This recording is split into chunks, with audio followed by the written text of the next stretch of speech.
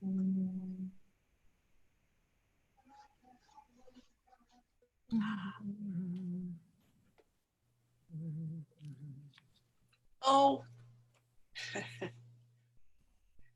we're going to have highway patrol, I see. Oh yeah, the new captain is there. That's him. Yep.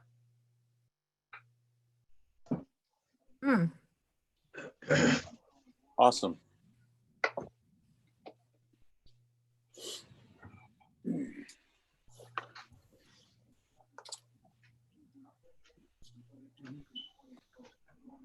Oh. What happened?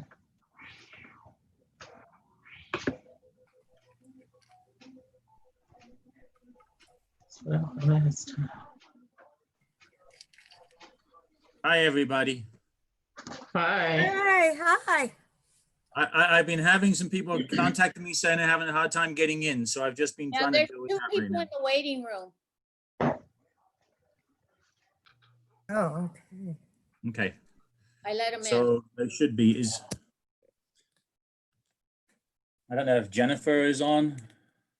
Yeah, she was trying to get on. Yeah, Jennifer's there. I see her.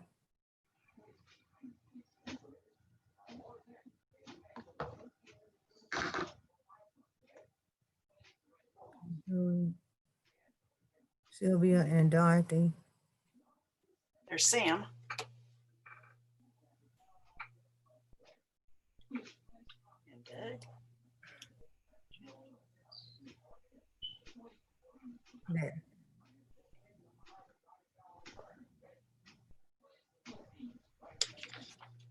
Okay, how are we looking? Let me see.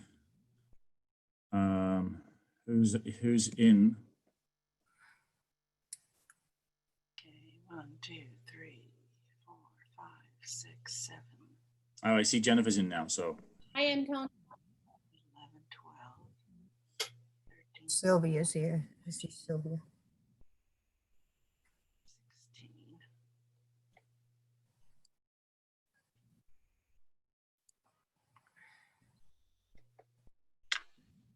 I Almost count everybody 16, can so we have all council members here. So it's 7:03. I'm going to give it to 7:05, 2 minutes just to get everything settled. 2 minutes standby. We can lock the room at 7:05, if that's okay, Nikki or Chloe, who's ever on that end. 1 minute countdown.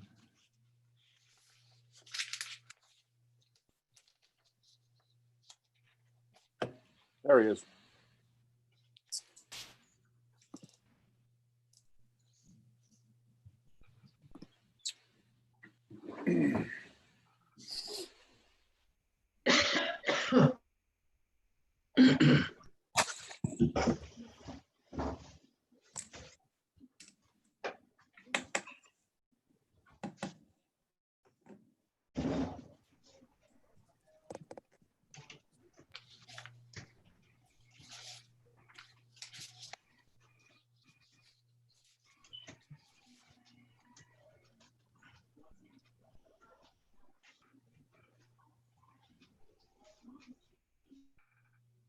Okay, 7:05. I'm going to start the meeting right now. This is my little gavel today. Starting the meeting 7:05. I believe we're should now be locked in. I'm going to start the meeting. Item 1, call to order.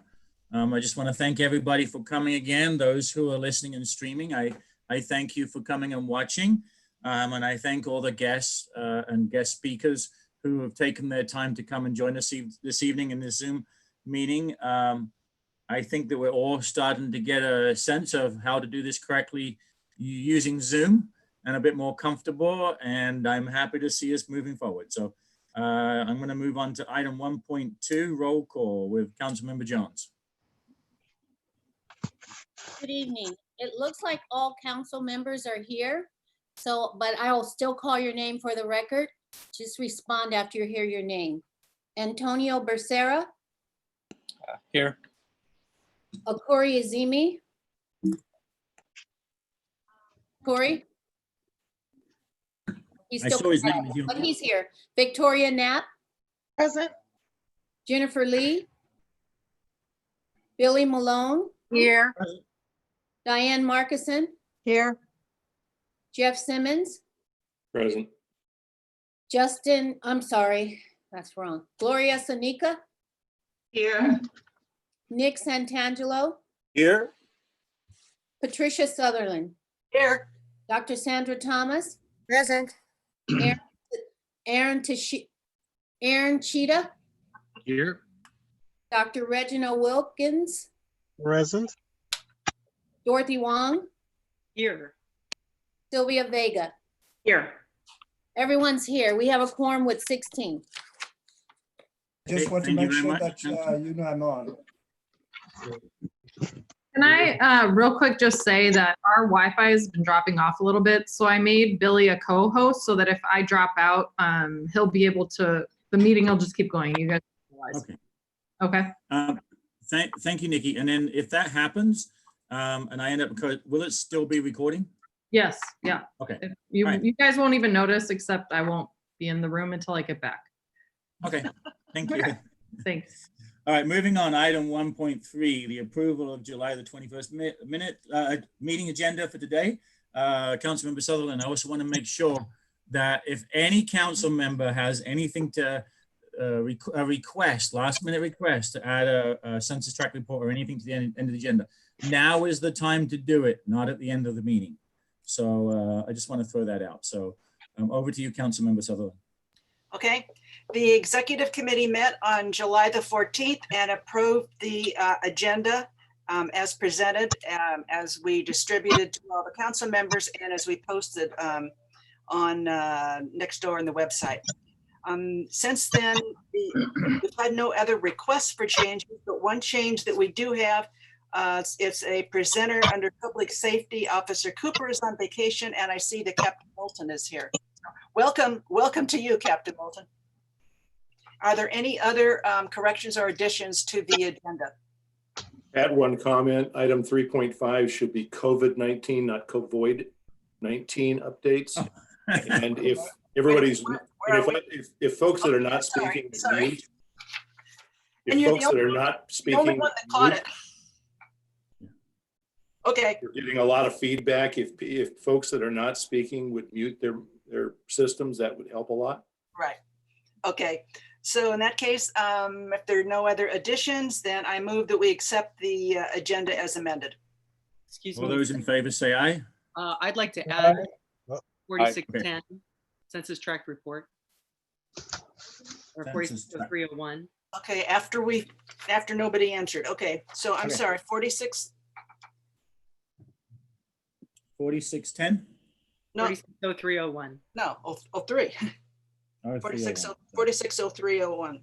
Thank you. Okay. We'll try it again then. I move that with the additional item, I move that we accept the agenda as finally amended. Second. All those in favor say aye. Aye. Show of hands so we can see it on the screens. Did you get All your those second? opposed say nay. Yes, I think there was a second. Who somebody seconded for? Oh, Yeah. I do apologize. Who Right. was the second? I did. Okay, Akori. Councilmember Zimmer. Councilmember Azimi. And I Yes, do sir. apologize if I ran too fast over that one. I apologize. So second by Azimi. All those opposed say nay or show of hands. Any abstentions today? Please show of hands. I don't see any abstentions or no nays, so that would be unanimous. Going through the, okay, so unanimously approved. So approved. Sorry Okay, to moving on. interrupt, but there's someone in the waiting room named Aaron Ash. They're not on my list. Should I let them in? It's not, this is not a presenter. This is actually a associate in the U.S. Forest Service. So Aaron is part of the U.S. Forest Service. Oh, we didn't have that name originally. Okay. Okay, so I'll let them in. Sorry to That's interrupt. that's part of item 3.4. So we can add, why don't you, Councilmember Southern, can you add that name to item 3.4 as an amendment to the agenda. Okay, can you tell me the name again, Dot? I think it's Aaron Ash. He's just, Okay. he's there for backup in case there's any questions. Okay. Yeah. Okay. All right, moving on, officers report, item 2, chairman's report, item 2.1. I just want to, again, I mentioned thank you to everybody with all the new lockdowns coming and the increase of everything that the crisis is happening. I just want to applaud everybody, the fact that we only actually missed during this time one ATC meeting. We're all getting more accustomed to it. We have been present in the community, and several items have come up that garnished our attention. Everything from the sheriff station that's been at the forefront of everything, saving the station, which we now know is saved, at least currently, to animal control contracts with the Humane Society, which we now know that is currently saved, at least until the contract this November. So just wanted everyone to know that, with social distancing, no public gatherings, all the things we're doing, the land use committee's back and being active, but we're doing it with the conscience, with the respect of the crisis, and I want the community to know that we are here. So if there is things happening, you're not alone. The council is here. We are active. We are doing things as we should with social distance and no public gathering, but we're all obtainable. You have all our contact information from the website. So I want to applaud all our council members for the continued hard work through this difficult time. So thank you. And I'm going to move on to item 2.2, Vice Chair, Councilmember Sutherland. I can be fairly brief today, I think. I just need to let you know that there are 2 opportunities for public comment. And as you know, we are not taking individuals signing in to make public comment, but I have received, I think I've got 3 public comments to make at the end of the meeting. And I've received no public comments, Billy, on your action item. They're all for Okay. general public comment. That comes down to item 6.1. So when we get to that, there will be no public comments. Pat, I did email you a little while ago a comment that was submitted to Jennifer and Diane. Actually, it was submitted to the entire council, and Billy, I think, responded to him earlier today. In fact, I know he did. I did respond to somebody, but was that a public comment or was that a? No, it was wasn't not a sent as request. a public. It wasn't a request unless it's just. I just want to make this clear though, Councilmember Vega, because the particular comment that Councilmember Sutherland was talking about was actually an email that was addressed to us, in which I responded to the email. It wasn't a request for public comment or particular. Are you talking about something separate to that email? Was it specific to a public comment? No, he just gave his opinion about the station. Okay. That was the one that we all got this morning and that Billy responded to. Yeah, Okay. I did respond. Earlier. Thank you. It was a request basically to keep our sheriff station intact, and I responded that we are and have been working hard on that issue. So that was responded. Okay, I'm moving. Thank you very much. Moving on, item 2.3, recording secretary, Councilmember Jones. Good evening again. Everyone did receive the June 16th meeting minutes. And I did receive some changes and corrections, and they've been incorporated into the final copy of the minutes. So I want to make a motion that we accept the minutes in final form. I second the motion. All those, All those in favor say aye. Aye. Aye. Aye. All those opposed say nay, or show of hands so we can see who's, any abstentions? If you, I can't see the images of everybody or a hand, so if you, I saw Reggie. I think Reggie, are you abstaining because you weren't here at the last meeting? And I think Nick That did is too. correct. I should abstain. okay. For some reason, I'm not showing the images now, so. So Nick Nick. and Reggie abstained? No, That's correct. Oh, Reggie just did. Reggie. Okay, just No, Reggie. Just Reggie. Yeah. Just Okay. Reggie. Okay, And they were just minor corrections, so thank you. Thank you. so moved. Thank you for your help in the votes here, the vote count. Okay, moving on, item 2.4, Treasurer, Councilmember Lee. Hello. So you all received the financial report. We started off the year at $2,376.74. And you see here that we have $445.16 in all of our cash donations. And our bank fees are $12. The website fees are $137.76. Holiday party for the residents, $285.27. Refreshments, $39.74. Awards, $33.21. And office supplies, $220.73.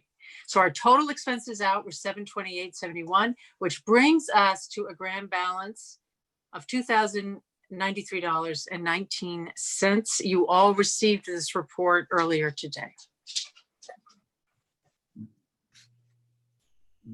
So this would be- website, the website fee is for the whole year? Could you hear Yeah, what I? the website, yes, sorry. It just takes me a What whole second to year? unmute. So it's the website fee for the whole year. The whole We're year. billed every month, and then there's sometimes fees within that as the year goes on. It's Okay. it's the same every year, pretty much. I just want to point out that the report that was sent out earlier from Councilmember Lee was the annual report, which we, at the end of the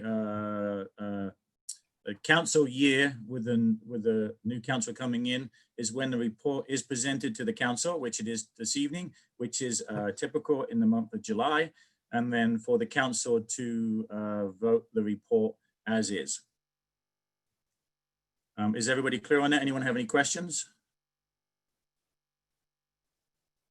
Councilmember Lee, do you want to make a motion to approve the year-ending financial report? Yes, I'd like to make a motion approving the year-ending financial report that was sent out today from July 1st, 2019 through June 30th, 2020. All Second. those in favor, any questions before we, do I have a second? Sylvia seconded. Second by Councilmember Vega. All those in favor say aye, or a show of hands. Aye. Aye. Or show of hands. All those opposed say nay, or a show of hands. And Nick, your hand's still up from before. You are yes, I think. Any abstentions? Okay, I can't see everybody, but I think the others can. Did anyone see any abstentions or any nays? I believe that's it. Okay, so moved.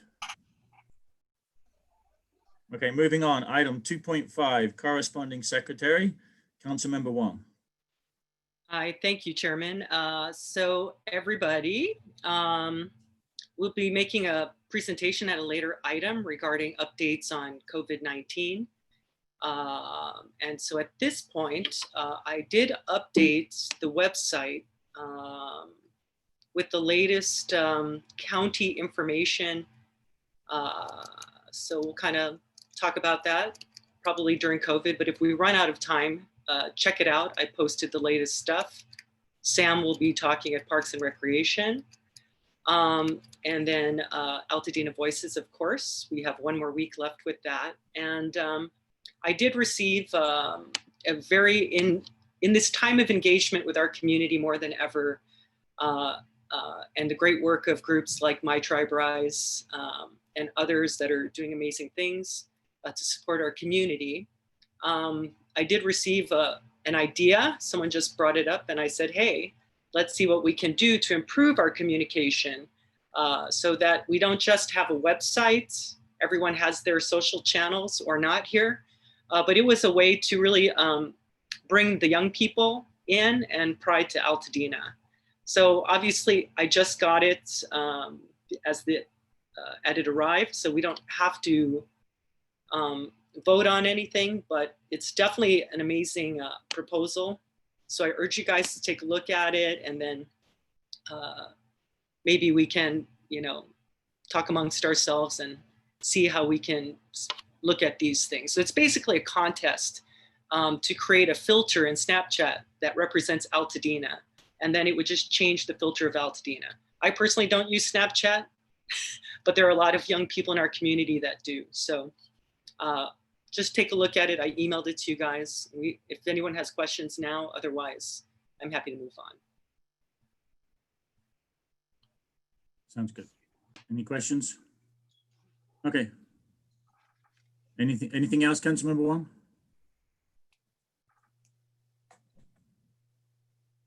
Okay, I see Councilmember Wong is frozen here. Oh, I'm okay.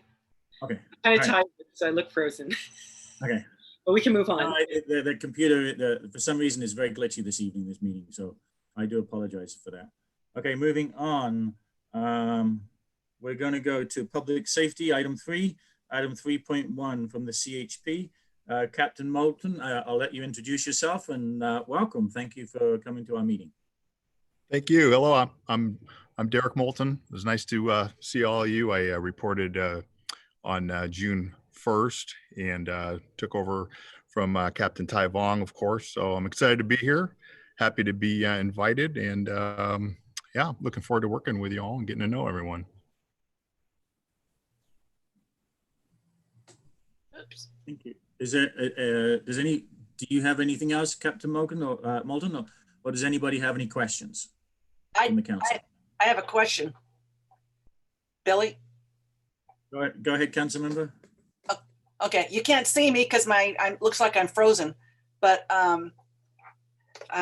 Captain Moulton, the question I have today, and it became immediate because it happened in our census tract. This is Pat Sutherland, by the way.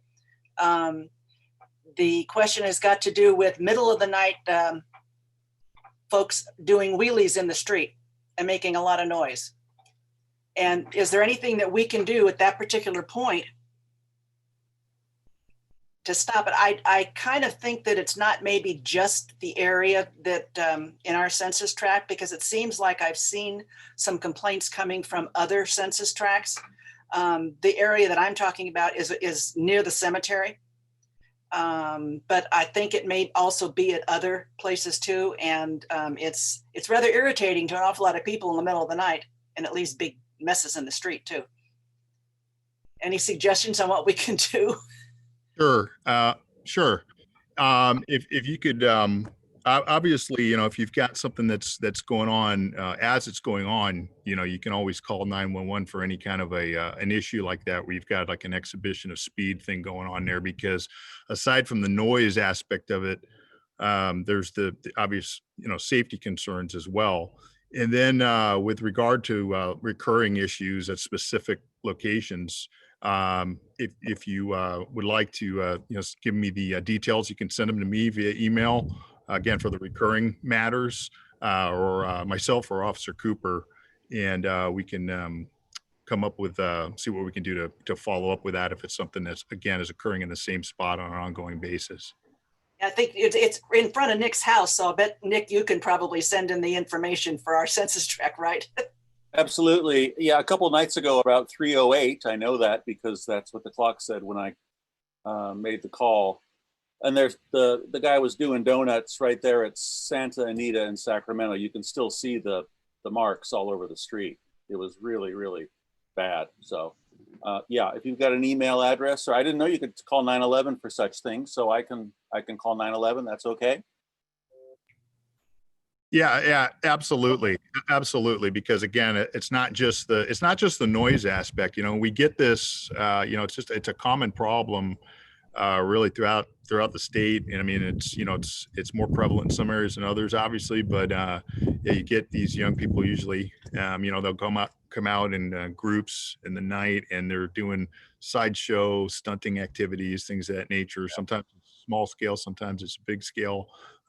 Sometimes we even have like large scale events where this happens, and we have actual task forces that come out and address them. Sounds like what you're talking about is maybe something a little bit of a smaller scale, but it still presents a safety concern. So you can always call that in. Okay, very Yeah, good. and for any of you that don't have my email address, I can give you that on right now for anyone who wants it. Please, that'd be great. Is D Moulton. Just be aware anything. Just be aware anything right now, Captain, is everything is public. So anything you're sharing isn't just with council members, it is visual. So if there's anything you want to share with the council members specifically, we can pass that on. The best person to be contacted would be myself or Councilmember Wong, and we're happy to take your information down. Just be aware that everything is public. Well, why don't we do this? I mean, it's my work email account, but I can send that out via email on the reply to the email that invitation for this, and then we can just disseminate that out, and you can reach me at that if that will work for everybody or no. I can just send it out since I have it because I sent you the meeting information. Perfect. Yeah, please do. Please do. You can reach me at that, and then yeah, just any specifics that you may have. Okay. We're getting a to make sure that was. Thank you. Billy, we're getting a whole lot of that on New York, man. New York and Altadena. I'm getting used to it now, but there's a lot of racing going on lately. It's really bad. Yeah. Really, really bad. It's loud, and smoke everywhere. Really loud. A lot. Well, probably because of right now with the lockdown, I mean, and it's people are antsy. So if this is actually something that's happening in more than one census tract and it's happening across town, let's make sure we keep a record of it, and then we can make sure to get that information over to the captain and see what we can do. If you see something, hear something, we always say, so any information you get from any of your constituents within your census tract, let's make sure we share with each other right now. And let's make sure we log it. And maybe if we make contact or hear also from the neighborhood watches, because they may have other information, but I'm sure this is one of those instances where you can only catch them if you happen to be there while they're doing it. But by us doing it cohesively across the town through our census tracts, then maybe we can actually partake in a solution for this instance. Very good. Thank you for sharing that, Councilmember Wilkins. Can I ask a quick question of the captain? Yeah, Hi, Captain. My name's Dorothy Wong, as it says on the screen there. And we do have a traffic safety and mobility committee that the Highway Patrol has been very supportive of, just so you know. And then since COVID, we haven't really gotten any traffic collision reports from the Highway Patrol. So it'd be great if we can get that going again soon. And we love your participation in anything we're doing as it relates to traffic safety and mobility. Sure. So to that end, again, Officer Cooper, I know normally attends the meetings, and he's on vacation. I asked my public information officer, Officer Ramirez, for some stats, whatever stats would typically be shared during this meeting. And I have some of those here in front of me in terms of, and I'm not sure if this is exactly what you're looking for, but we've got a list here of the collisions that we took in the unincorporated area for the month of June. We investigated 1 property damage only collision, 6 injury traffic collisions, and 2 hit and runs. And then 4 of the collisions that we investigated involved possible DUI. And then additionally, with regard to our office, because of the COVID restrictions, our lobby is still closed. However, we are open to the public Monday through Friday, 8 to 5, as we typically are. And so what we have is a telephone number on the front where when people show up to our office, they can call that number and someone will come out and meet them and provide the services that we normally provide. The only thing that we're not doing right now is our child safety seats.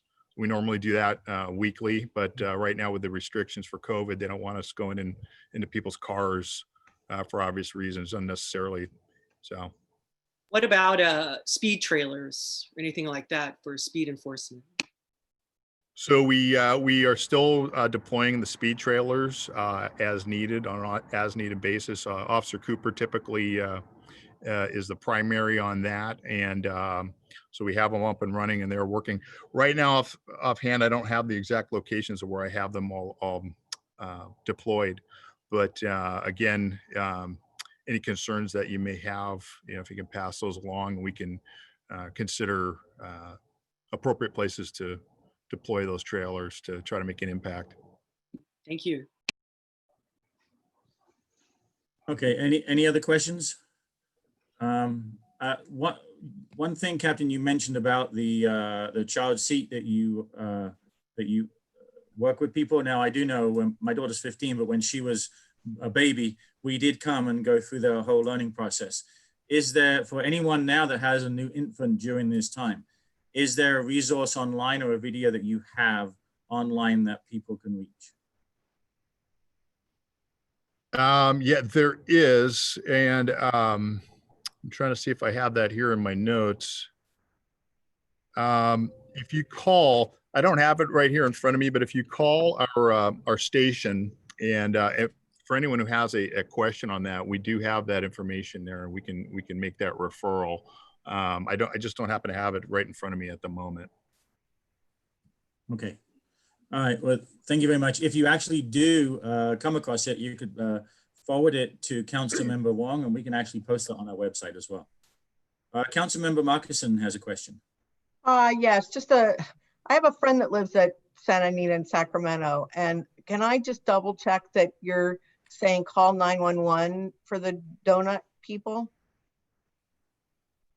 I mean, he's saying it sounds a little drastic. He's scared to call 911 because it sounds so drastic. No, it's not. There's really nothing drastic, but I appreciate that. Obviously, we don't want to encourage. I mean, 911 is an emergency line. We don't. Yeah. We want to encourage people to use it. For to call and check what the weather is or what time it is, anything like that. And there are people that do those types of things, of course. But again, when you have someone doing something that is traffic violation of that nature, there's a safety aspect of that. So, and we get calls like that all the time. So there's nothing inappropriate about that.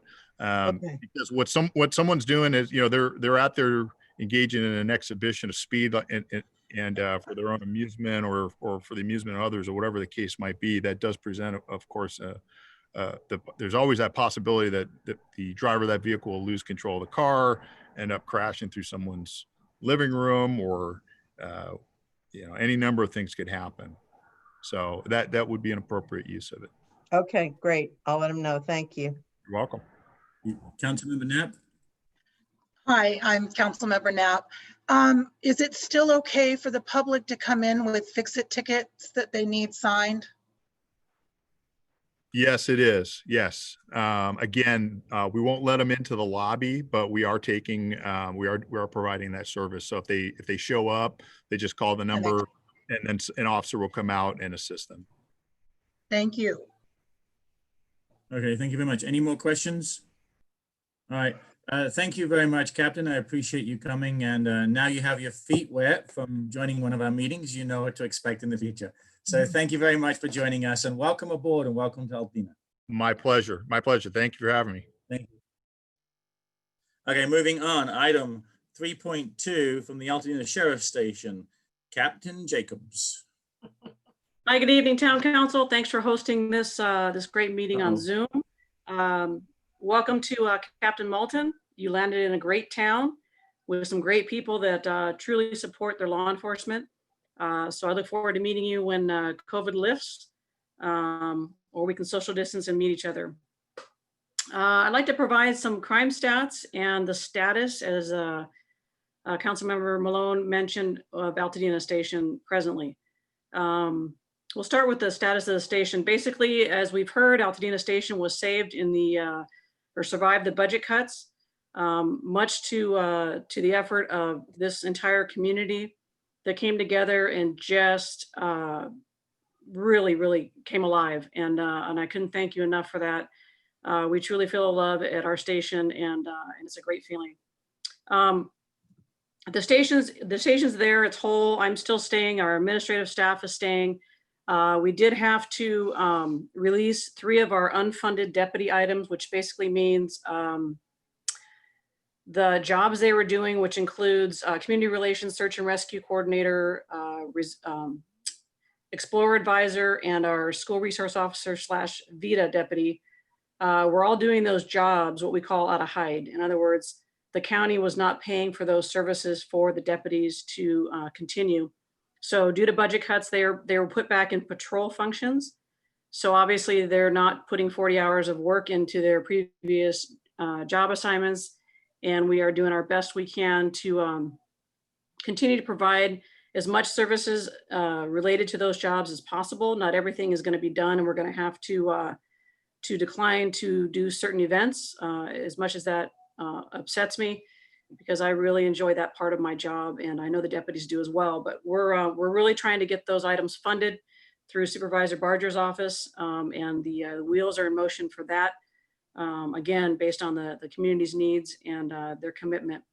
And I just want to thank the community members for continued support, especially during these difficult times with COVID and with some civil unrest and protests and things like that. We truly feel the support. So, despite some of the things that are happening, our sheriff station continues to provide 100% to the community to keeping everybody safe and being there when we can be there for you guys. Going into the crime stats, I'm happy to announce that our Part 1 crimes are down 24% in Altadena, and that's just remarkable. Much of that is to COVID, but the COVID restrictions have been lifted for a certain period of time, and we've managed to keep crime down, and that's all the effort doing the deputies out there, and people calling in, seeing something and saying something. Aggravated assaults are down 3.9%. We had 9 incidents in the month of June considered aggravated assaults. 4 of them were domestic violence incidents, so the suspects were known. 3 of those suspects are in custody, and all of the incidents, with the exception of 1, the suspects are known to the victim.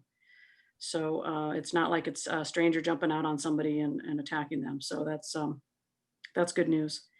We did have a assault with a deadly weapon with a vehicle.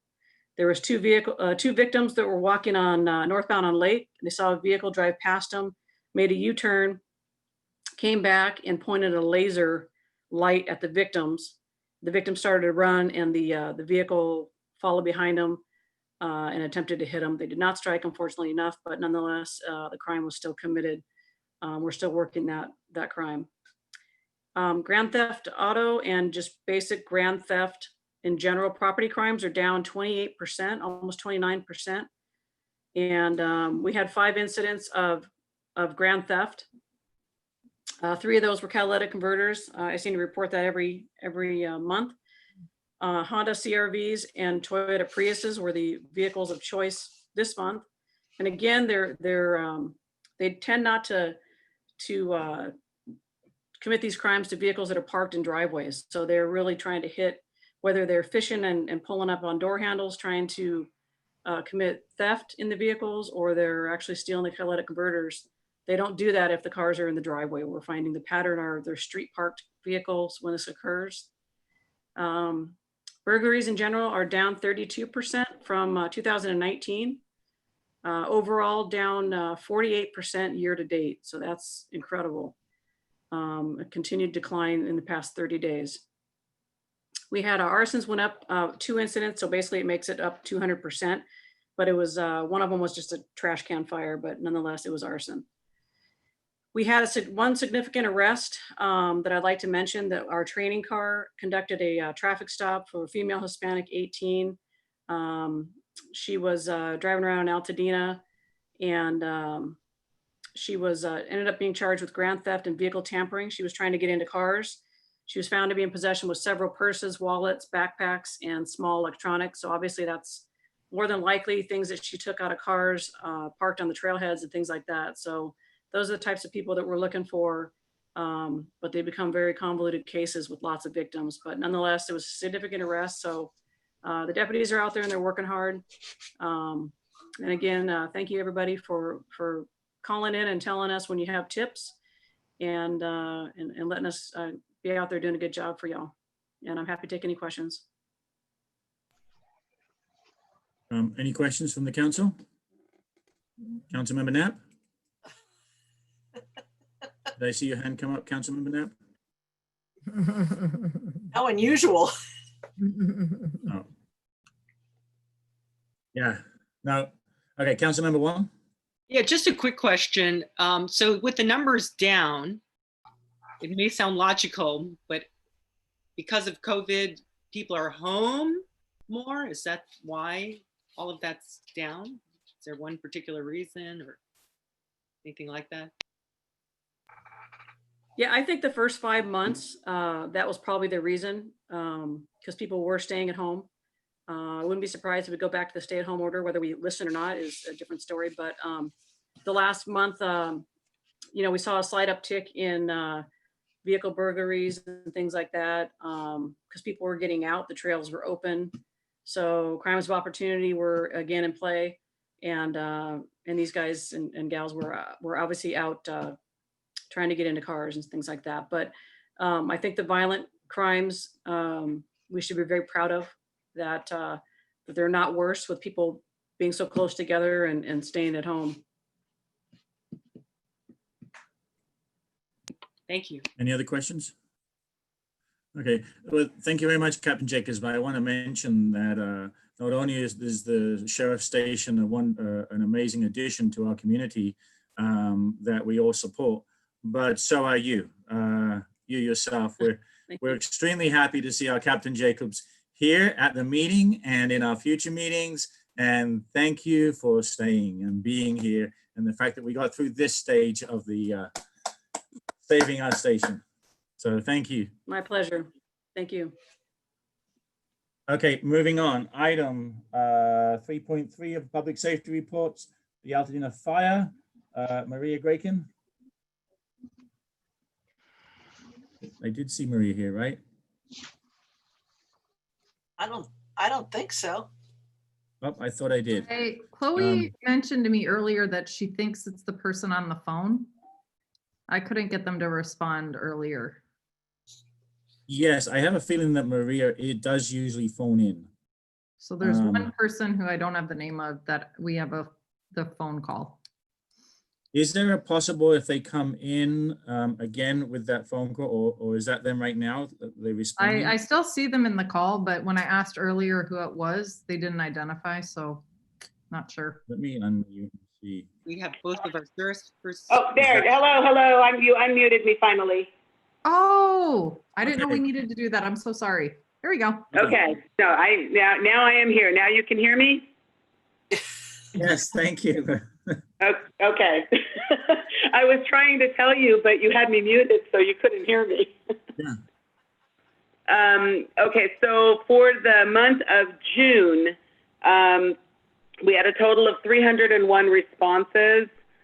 241 of those were for medical calls, and we transported 151 of those patients. We had 5 fires, 1 trash fire, a vehicle fire, and then we had 2 structure fires, one on Harriet Street, which was pretty significant. It was about 50% of the home. So 50% of the home was lost and 50% of the home was saved. It was an accidental fire from the residents cooking with a butane canister.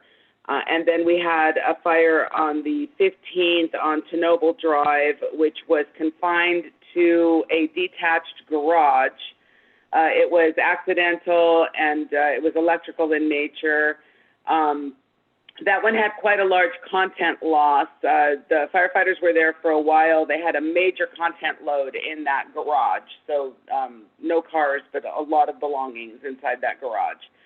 And then we had a fire on June 22nd, which was in a mulch or garden area along the driveway of the home.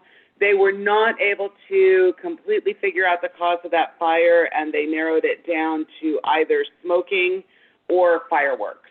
So it was one of those 2. We had the 13 traffic collisions, including one that was into a structure. I was not able to get any details on that. I usually look for that, but there were no details provided. And then we had some wires down and some power lines down, and then we had 2 gas leaks during the month, but they didn't cause any damage. I did get an email question regarding COVID responses from our department and how many we have. And we do not track those COVID responses, mostly because we do not know if somebody is COVID positive. We don't do the testing. Unless somebody tells us, because they already know, we would have no way of knowing if somebody is COVID positive. So we don't track that. But what we do, for example, we did go on 241 medical calls in the month of June. So for our department, we had 241 possible COVID cases.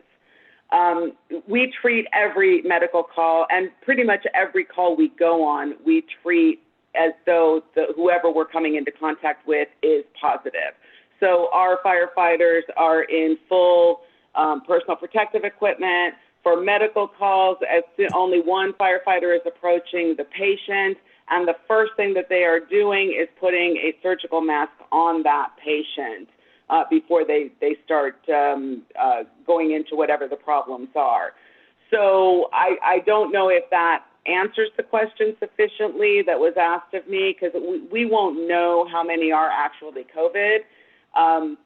You can find that out for Altadena. You can find out how many COVID cases you have in Altadena through the public health dashboard. And I'm sure you're probably all aware of that already.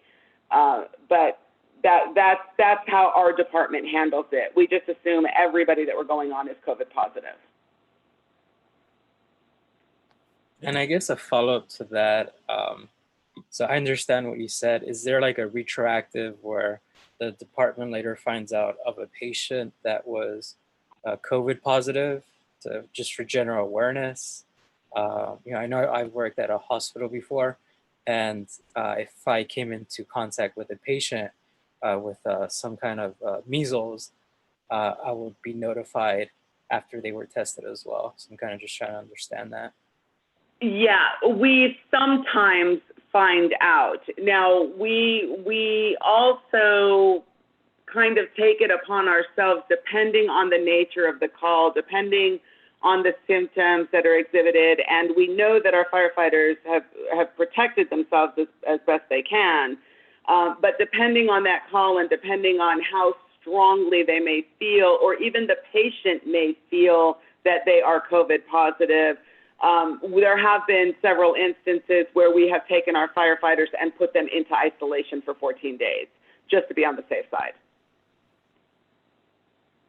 I'm just thinking of a worst case scenario, some of our EMS staff, came into contact with the patient, later found out they were COVID positive, and then the whole staff gets infected, and then now there's no one responding to EMS calls.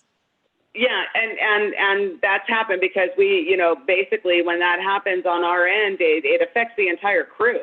If we find out that one person's been exposed to it, well, he's exposed himself to all of his coworkers as well. So it really does affect an entire crew. Got it. Thank you. Any other questions from the council? I have one question. What about disinfecting after you go in and come in contact with the potential client, patient or whatever? Do you disinfect your environment? Is that part of it, as well as mask and everything? Oh yeah. The firefighters do. They're disinfecting their apparatus, the station, their medical box, all of their equipment. They're doing that constantly. Okay. Any more questions from the council? Okay. Well, thank you very much, Maria, for coming again. We really appreciate your monthly reports, and we look forward to hearing from you next month. And yeah, make a note of that 818 number that's coming in, because that's where I call you from. We apologize about that. Oh, no problem. No problem. I should also make sure that I give you my cell phone, and then should that come an issue in the future and you can't get in, you can text me on my cell phone, and then I can always unmute you from my end. That would be great. If you want to email that to me, Billy, that would be great. And then what I will also try to do is just shoot you a quick email with the phone number that I'm calling in from, just so you'll know. And I'll do it that day. Sounds great. Awesome. Okay. Thank you very much. No problem. Thanks. Okay, moving on. Item 3.4, Forest Service. And we have Jamal Butler with backup of Aaron Ash. Okay. Hi, Jamal. All right, I'm just glad y'all can hear me. So I'll go through a couple of things really quickly, and then I'll stop for questions. For those of you who haven't met me before, my name is Jamal Butler. I'm the district ranger for the LA Gateway Ranger District, which is the portion of the forest that's not the San Gabriel Mountains National Monument. And it includes Cobb Estate there, and Millard, and all of the other front country sites that are adjacent to Altadena and La Cañada there. Aaron Ash is my deputy ranger, and he will kind of chime in if I'm missing something. So I'll go from there. So first, I want to make sure that y'all know that we are doing the best we can to manage capacity more so than access. So we're not really interested in cutting off access to the forest, but some of this is going to be really obvious. During the COVID pandemic, there's a lot more people who are antsy about getting out and doing things, and I would say, or at least apparently, they're interested in getting out at all costs. And so what we're experiencing is a much higher frequency or volume of people entering the forest than a normal, not just a normal summer, but just a normal day. So our weekdays a lot of times look more like a normal weekend, and our weekends look more like a holiday on average. And that has been, I will say, challenging to manage. And so we've been trying to work with some of the local agencies and municipalities to try and come up with a more collaborative approach to this, because it is, we know the pandemic won't last forever, but we cannot survive this alone, with the Angeles being such a large chunk of the green space. It's pretty overwhelming. And public safety includes, our employees. Our employees, I would say 90% of our employees live in one of the foothill communities. And so they are the public as well. And so this influx of people has put us in a position where a number of them have actually gotten sick, and we've had to, stand them down for 14 days at a time because of so many people coming into the forest without social distancing and putting on a mask or really honoring any of the CDC guidelines. So that's one thing I want to maybe start with. I will say that fire danger is a concern. We're at very high. We just had a fire yesterday. Y'all probably saw it on the news up near Chantry. Since May 1st, just on my district, we've had between 45 and 50 starts. And for a number of reasons. Sometimes they were car fires, some of them were unattended campfires, some of them were power lines that arced, and some of them were because of fireworks. And by the way, there are still people lighting off fireworks for some reason. And so we're managing through all of that. And COVID-19, the age of COVID-19 has really forced us to reevaluate how we do business and really process through some of these things. The good news is we've completed a lot of the hazard reduction in some of these front country areas that are near and dear to all of you.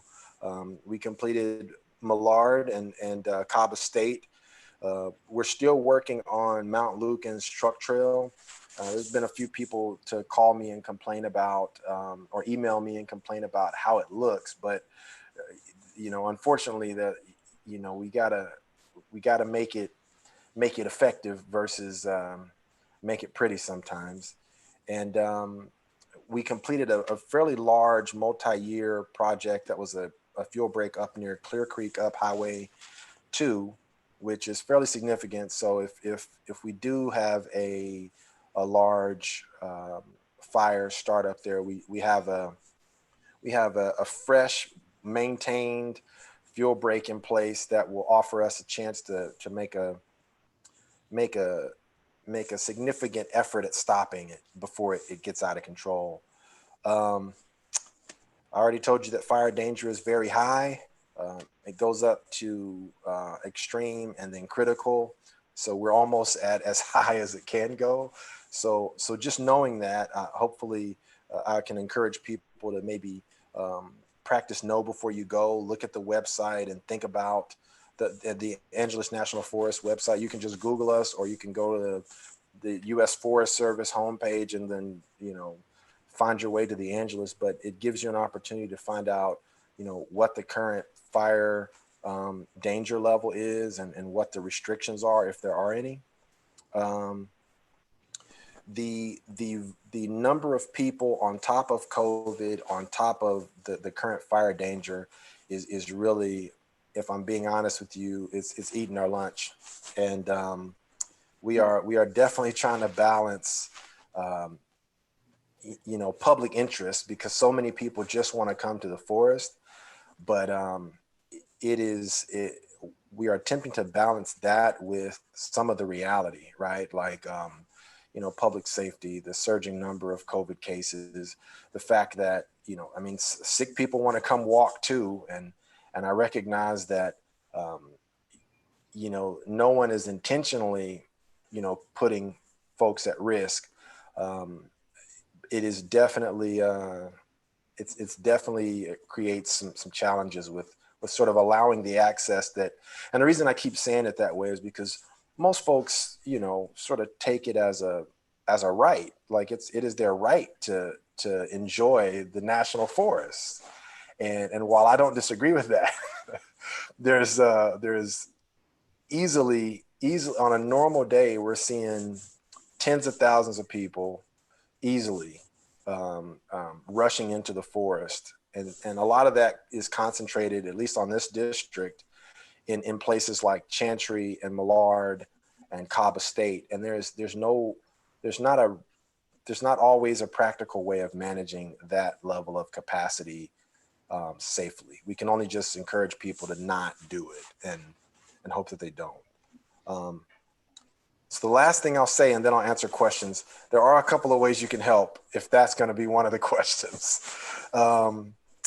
So one is we are always open to feedback. Dorothy is really good about reaching out to me and sharing with me, hey, have you considered this? And I think I'm a smart guy, but I understand that I haven't figured out, everything there is to know in the world, right? And so we're open to suggestions. And in case you're wondering, most of the time the suggestions are often conveniently really self-centered based on whoever is making the suggestion, which is understandable, right? If you live right next door to the forest, then you probably have a much more self-centered solution. But we do take the recommendations seriously. We take them into consideration, and it helps us work through it. We're also exploring more creative ways to work with our partners. We're not the only ones that are having a rough time navigating, right? You guys already announced that the Altadena sheriffs have just found out they're going to be able to keep their station for however much longer. And while, they're dealing with that no matter what, right? So we recognize that everyone is sort of trying to figure this out for themselves. And so we're exploring more creative ways for us to kind of leverage each other, in a more sustainable way. I'll give you an example. We've been in conversations with the city of Sierra Madre, and finding ways to leverage possibly some of their law enforcement to control the capacity at Chantry. And we're also exploring some of our possibilities of emergency employee hires. Normally we reserve that for wildfire, but we're exploring some of those possibilities and seeing if there's ways that we can increase our capacity to like manage the flow of people in a reasonable way. And I would also just put out there, I'd be open to a standing, collaborator call if there is a community partner that wants to at least take the lead on getting the first one scheduled and getting everybody rounded up. I would be open to participating in that or making sure one of us do. And the last thing I'll share with you, and then I'll stop talking, is sort of a plug. Each fall we have a Women in Wildfire workshop that is really focused on women who are interested in having careers in firefighting and wildland firefighting. And what we've noticed is that sometimes there's not like the same opportunities for women to get into wildland fire if they're interested in it. And so what we've done is we have a workshop, we do it annually, and this is our 4th or 5th year doing this. And all that information is on our homepage. So if you just Google Angeles National Forest, go to our the Angeles National Forest homepage, a lot of this information you'll be able to find it there. And I will stop there, and if there are questions, I will answer them, and Aaron will also help me answer the questions. Hey, do we have any questions from the council? Yeah, Billy, a quick one. I do have one. What was that? Is that Jeff? This is Jeff. Councilmember Simmons? Jamal, I'm one of those that is sitting right up against the forest. From we have from Cobb across to Rubio Canyon to Pinecrest, Wilson Toll Road, that whole span. So we appreciate what you guys are doing up there, and especially the setting that fire break across Clear Creek was a big deal. I know Seneca was talking about that at one of the workshops earlier, and it was a big thing. The question I had was the Chantry fire. What was it? Do you have a cause on that? And did it get down into the canyon, affect any of the cabins? So the cause is still under investigation. So I don't have a cause yet. It didn't get to any of the cabins. We caught it luckily. It got away. I know there was one hell of an air show up there. Yeah, we had to hit it with everything we had, and it didn't even. I think it was only 5 acres approximately. It wasn't a very big fire, but it just had so much potential that we just hit it with everything we could right away, and we were able to get our arms around it. It did do a little bit of spotting further up the canyon. We've been able to get all of that under control, and right now the area is administratively closed while we complete the investigation, and we're also patrolling to make sure there's no more heat in the places that have burned or any embers that got away from us that we just don't know about. So that area is closed to sort of general recreation for right now. And then it'll probably, we don't have it set, but more than likely it'll be at least through the weekend while we figure out what's going on there. But no cause has been identified just yet. Okay. Well, thanks again. Great job getting, and again, the air show response there, and at the one a few months ago up in Millard was, if we can keep hitting those like that, then we got a chance. Thank you. Councilmember Knapp, I think you had a question. Yeah, my question was really a couple-fold. One, and I'm Victoria. It's nice to meet you, Jamal. I'm in the same census tract as Jeff. Pinecrest Trailhead is around the corner from me. I guess I have 2 questions. One, I understand from county that Eaton Canyon has been staffed by county employees that have been emergency personnel that have been reassigned. Is that the case? And is that what you were talking about with perhaps using that for some of the other trailheads? So that is a good example. So basically, so Eaton Canyon is a county facility, and then once you cross under the bridge, I believe you come on to National Forest officially. Yeah. And so we have a number of locations where the access points are outside of the forest, and sort of on and off throughout the pandemic, we've really kind of struggled to get a consistent grip on it because of well, there are shelter in place or stay at home orders, and then we're and there could be another one coming soon. I don't know yet, right? And so as these things happen, like the different ways that each municipality enforces the trail closures in their jurisdiction, we have been trying to work with folks across the board.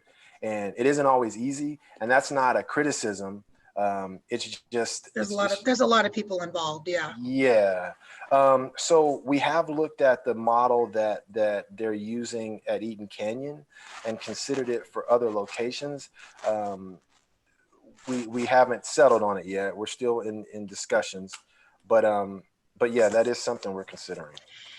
And my last question is just around parking. It just seems to me that limiting or restricting parking is the greatest way. I mean, it requires enforcement, and that's its own issue, especially up here. I get it. But like our beaches, it seems that we are able to control capacity when we control parking, especially in the residential areas, which is, I know, the biggest complaint of the residents. And again, I do not believe anyone owns the rights to our national forest just because they live on a street that abuts them. They might think otherwise, but it does seem to me that traffic control or parking control really helps that. Yeah, so I've had that conversation with a few folks, and there is, and just for the record, I agree with you. And so I'll tell you one of the challenges that we are running into. So we've tried it in a few places where, so most of the parking is happening off of the national forest. So that requires whoever that local law enforcement is to enforce it, right? And so now, and we've had, there have been times where the sheriffs have come out and they've written, I mean, we had the sheriffs come out and write a couple hundred tickets one weekend, but it doesn't really change anything. like they write the tickets, but there's still hundreds of people parking. And then again, there are some of the locations are actual cities. And so they might come out and write a bunch of tickets as well.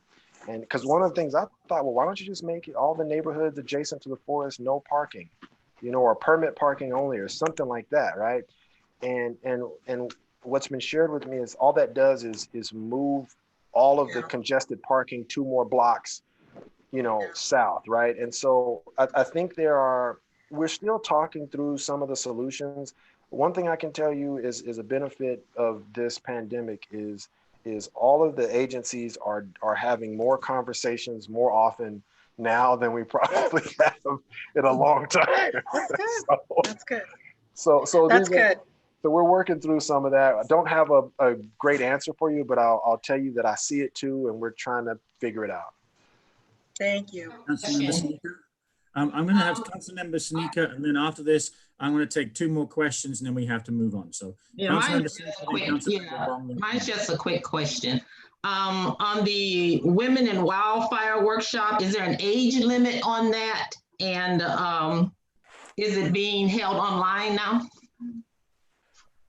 Good 2 questions. So I won't say there's an age limit, but there is a fitness requirement. So on the first day of the workshop, you have to be able to hike 3 miles with 45 pounds, like carrying a 45-pound vest in 45 minutes. So if you can't do that, you can't. So there's no age limit per se. It's just there's a certain physical ability. And so that sort of weeds people out a little bit. Mm-hmm. And it won't be online, but they will practice. It won't be online. No, it won't be online. It'll be in person, but we'll still practice the CDC guidelines during the training. It's a hands-on workshop. It's actually, you go out and you learn how to do the things that firefighters do. Mm-hmm. Okay. Okay, Councilmember Wong. Hi, yes, so thank you, Ranger Butler, for all the great work that your entire crew does in including zooming up the mountain to be there when search and rescue also has to get people off the mountain. So thanks for all your work. And so I just wanted to share quickly, of course, that Los Angeles County Trails, County LA Trails, actually had a trail stakeholder meeting last week.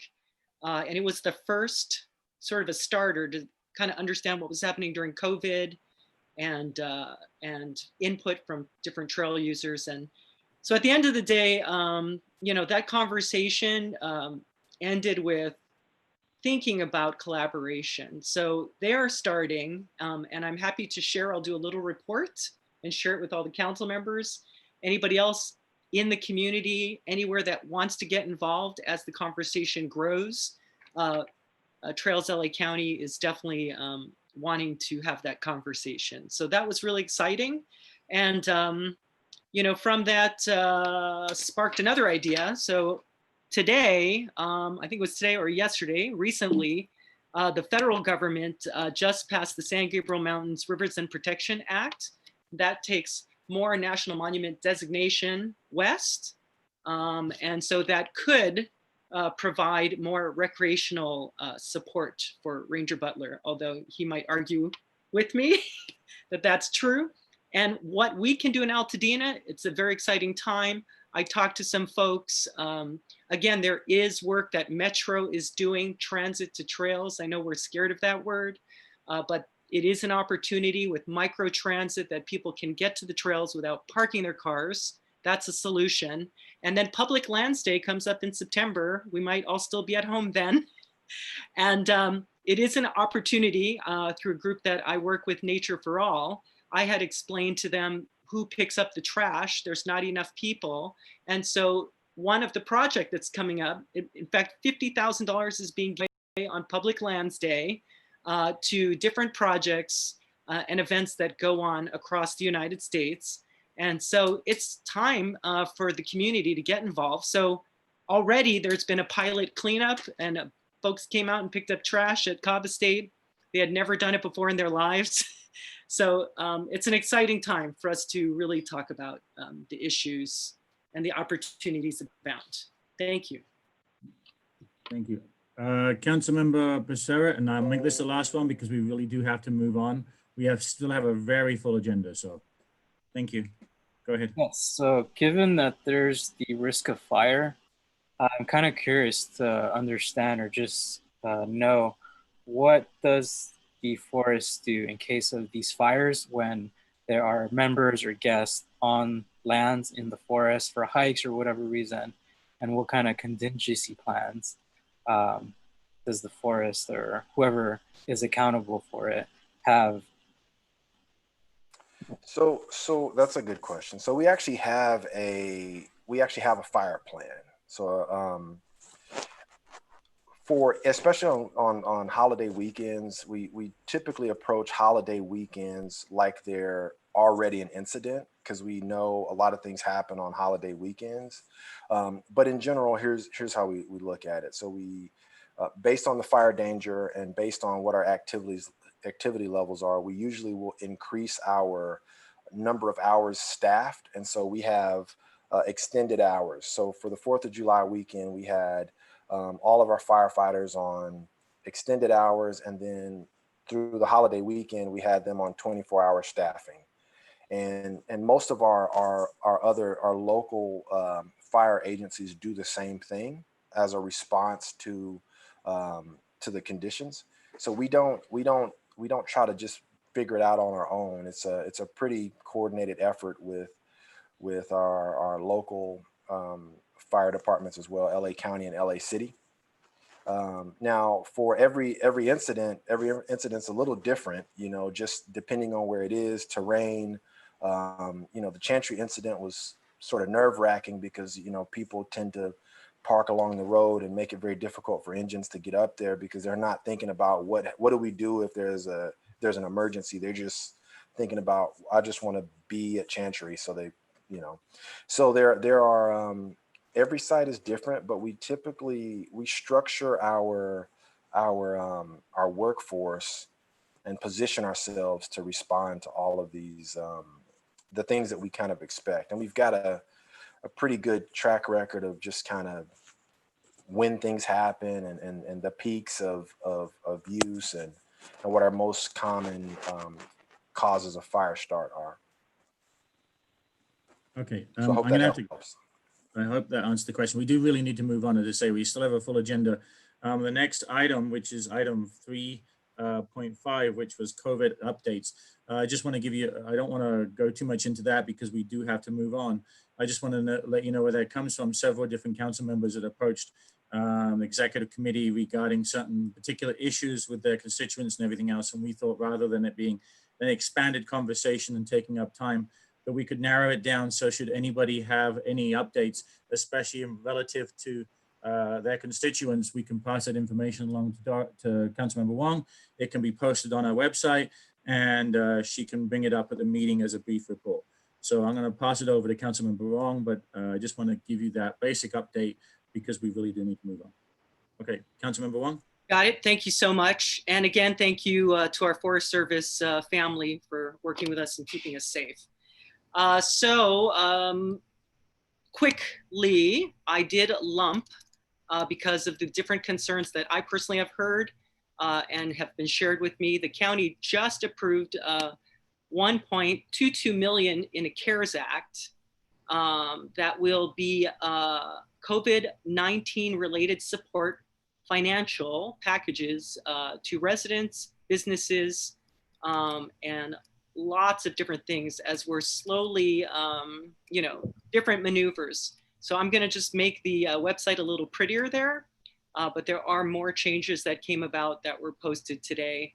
And there was another grant. I don't know if anyone else saw it, but it's a weekly grant that's going out there. That's $5,000 for independent contractors and $15,000 awarded every week until $3 million runs out. So if anybody else is getting any of these financial things, maybe we can just kind of weave it into our website and get the information out.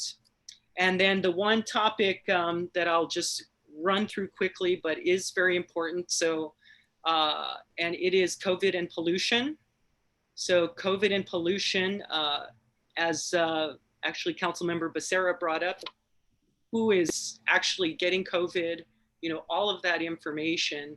How are we being affected in this current day while we're safer at home, while we have construction work going on, while we have repaving work going on, while we have Verizon 5G work going on, while we're trying to open up slow streets, and obviously business as usual. So I just wanted to share a quick little, I think there will be another comments, but this is an opportunity for us to really think about having a deeper conversation, coming together to write a letter, I would think, to our supervisor and also do some work with public health because the South Coast AQMD does also work for us, but we have to go out and find it. So it'd be really great. And again, Altadena for Clean, Healthy Air has been doing a lot of work in researching the reasons for pollution and different things that we can do. And one of which would be considering a pause on our gardening techniques that include education and also great rebate work that could be done. So like everything's kind of a pilot now, it'd be really great for us to understand the effects of COVID and pollution on our community. We have, I think, 362 people that have been tested positive for COVID so far. And we're not really looking out for the public health of our community in any real way. So it'd be really great if we can really concentrate on that and see the different opportunities that are out there. And so again, Altadena for clean, healthy air. And I just want to read a quick quote and we can go from there.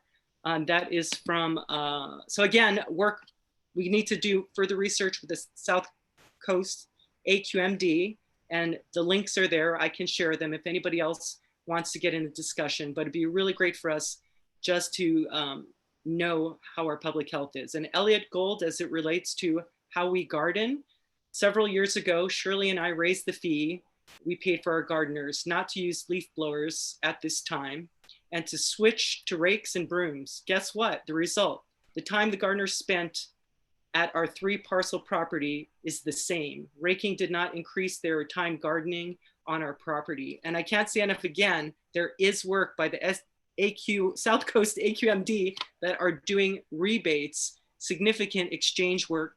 And so I think if we can just really do that now, since we don't really understand what's happening with our public health, again, the Verizon 5G work is jackhammering our streets quickly. Everything's happening so quickly, and it doesn't take long for someone to be affected and become immune compromised by COVID. Thank you very much. I'm gonna have to move on. I want to bring one quick thing to that is that when we were talking in the executive committee, the actual thing that most people are concerned about with COVID-19 right now is how they're going to pay their bills, how they're going to feed their family, how they're going to keep the roof over their head. Those are more the important issues right now. But they can lead to jobs. And don't take the opportunity now. If anybody has any COVID-related issues like that or anything else, I'm just saying, pass that information along to Dorothy Wong, and we can put it on our council website under COVID heading, and so everybody can be updated and informed. And then regarding the issues that you were talking about regarding gardening, we can take that offline and have a conversation with the council and maybe reaching out to the community regarding their input. Yeah, and it's not just leaf blowers, it's really just thinking about the entire effects of what's going on around us. And we constantly are just having to ask. But So if we don't move on, I'm gonna have to cut the county off, and I don't want to do that. They need their time because they're doing. So I do apologize for cutting that short, but I really do have to move on. And I'm moving on to item 4, special presentation to LA County. So Tina Fang, Alia Scott, and Zoe Axelrod. I'm passing it over to you for item 4. Okay, I think I have to unmute. Can I unmute people? Or I think we can unmute ourselves. Hi, okay. Can everyone hear me? Yes. Great. So thank you so much for having us. My name is Isla Scott, and I'm joined by my colleagues Zoe Axelrod and Tina Fung from the Department of Regional Planning. So we are here. We were invited to discuss some affordable housing ordinances that we are working on. So right now we are working on 4 ordinances that were initiated by the Board of Supervisors in 2018 that specifically relate to affordable housing. And we gave you an overview of those back in August. And since that time, you know, there's been some forward movement on some of them, and we wanted to just give you an update. And these ordinances apply to all county unincorporated areas. And they are the Inclusionary Housing Ordinance, Affordable Housing Preservation Ordinance, Interim and Supportive Housing Ordinance, and By Right Housing Ordinance. We're also going to use our time here to talk to you as well about another ordinance of interest, which is accessory dwelling units, or ADUs. So the inclusionary housing ordinance that was approved by the Regional Planning Commission in April, and it is going to the Board of Supervisors next Tuesday. And it requires that if new housing is built, that some of it be affordable, meaning below market rate, either in the rent that's charged or in the sales price. So this would apply to projects that are proposing 5 or more units. So this could be, for example, apartments, townhouses, condos, or single-family homes. And these are most likely to be used with those housing types, though, with multifamily housing types, I should say. In Altadena, where multifamily housing is allowed, that's mainly on the main thoroughfares, Washington Boulevard, Lake Avenue, Altadena Drive, Woodbury, Fair Oaks. So this requirement applies to both rental and for sale projects. So for rental, the required percentage of affordable housing in a new development would be between 5% of the units and 20% of the units. And it varies depending on the size of the project and the level of affordability. So the more affordable those set aside units are, the smaller percentage have to be provided. For ownership projects, so for example, condo or a single family home, the inclusionary housing ordinance basically divides up the unincorporated areas into 6 different real estate submarkets. And in the San Gabriel Valley submarket, which Altadena is a part of, the percentage would be between 7 and 15% of the units have to be affordable to middle income. And so to go along with that, as I mentioned earlier, there's the Affordable Housing Preservation Ordinance, which requires that new construction, if there's affordable housing that currently exists on the site or recently existed on the site within 5 or 10 years of the new project, that that affordable housing needs to be replaced so that you don't end up in the end with a project that has fewer affordable units than what were there previously or currently. So affordable housing could be that previously existed or currently existed. That could mean a rent stabilized unit or a unit that's subject to a covenant in which the rent is restricted to certain income levels, or it could even be a unit that's occupied by a lower income household. So the new project would need to replace those. And so the Affordable Housing Preservation Ordinance is going to the Regional Planning Commission on July 29th. And public hearing draft is available on our website, which is planning.lacounty.gov/AHPO. There's actually another ordinance which is going to the Planning Commission tomorrow, and that's the Interim and Supportive Housing Ordinance. And the goal of that ordinance is basically to encourage development of shelters, transitional housing, and supportive housing, and to support temporary vehicle living. In initiating this ordinance, the board was responding to the homelessness crisis, which has since only worsened since they made that motion back in 2018 to create this ordinance. The 2020 homeless count for the county was recently released, and since the last count, homelessness has increased by nearly 13% in the county to 66,436 people. And there was also an increase in senior homelessness by 20%. And so it's probably helpful to define what we mean by the terms shelter, transitional, and supportive housing. Shelters provide temporary housing for where people can stay up to 6 months. And transitional housing is temporary housing where people can stay up to 2 years. Supportive housing is permanent, affordable rental housing combined with services on site that help people live independently. So many of the components of the interim and supportive housing ordinance are actually focusing on the strategy of utilizing existing buildings. So for example, accessory shelters. One strategy for addressing homelessness that we see in many cities is allowing a property owner to use space in an existing building as a shelter.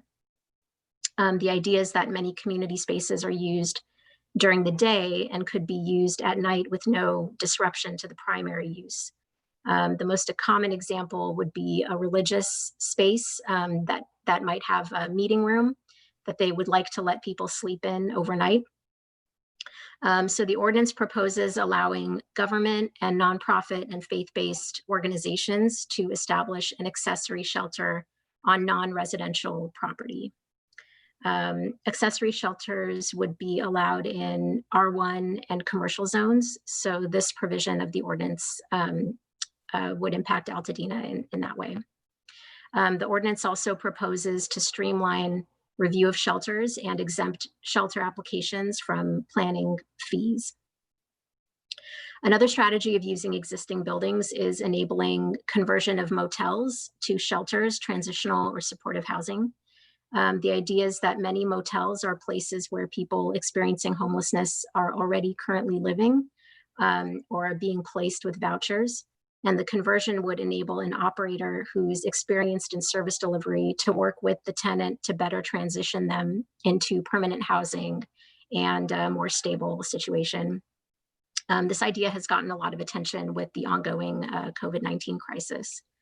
The ordinance proposes enabling temporary conversions so that the property owners can convert back to the original motel use after 10 years.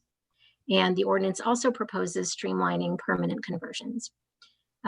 Given the lack of motels in Altadena, this particular provision of the ordinance would not likely have an impact here. And then in terms of vehicle living, these other types of homeless housing, shelters, transitional and supportive housing, don't address the challenge of living in a vehicle. So the ordinance also aims to support temporary vehicle living in order to provide people with safe spaces and hopefully facilitate their transition back into housing. Safe parking is the overnight use of parking spaces in an existing parking lot by people living in their vehicles. And cities like Santa Barbara and San Diego have found safe parking lots to be effective in connecting people with services and transitioning them out of homelessness.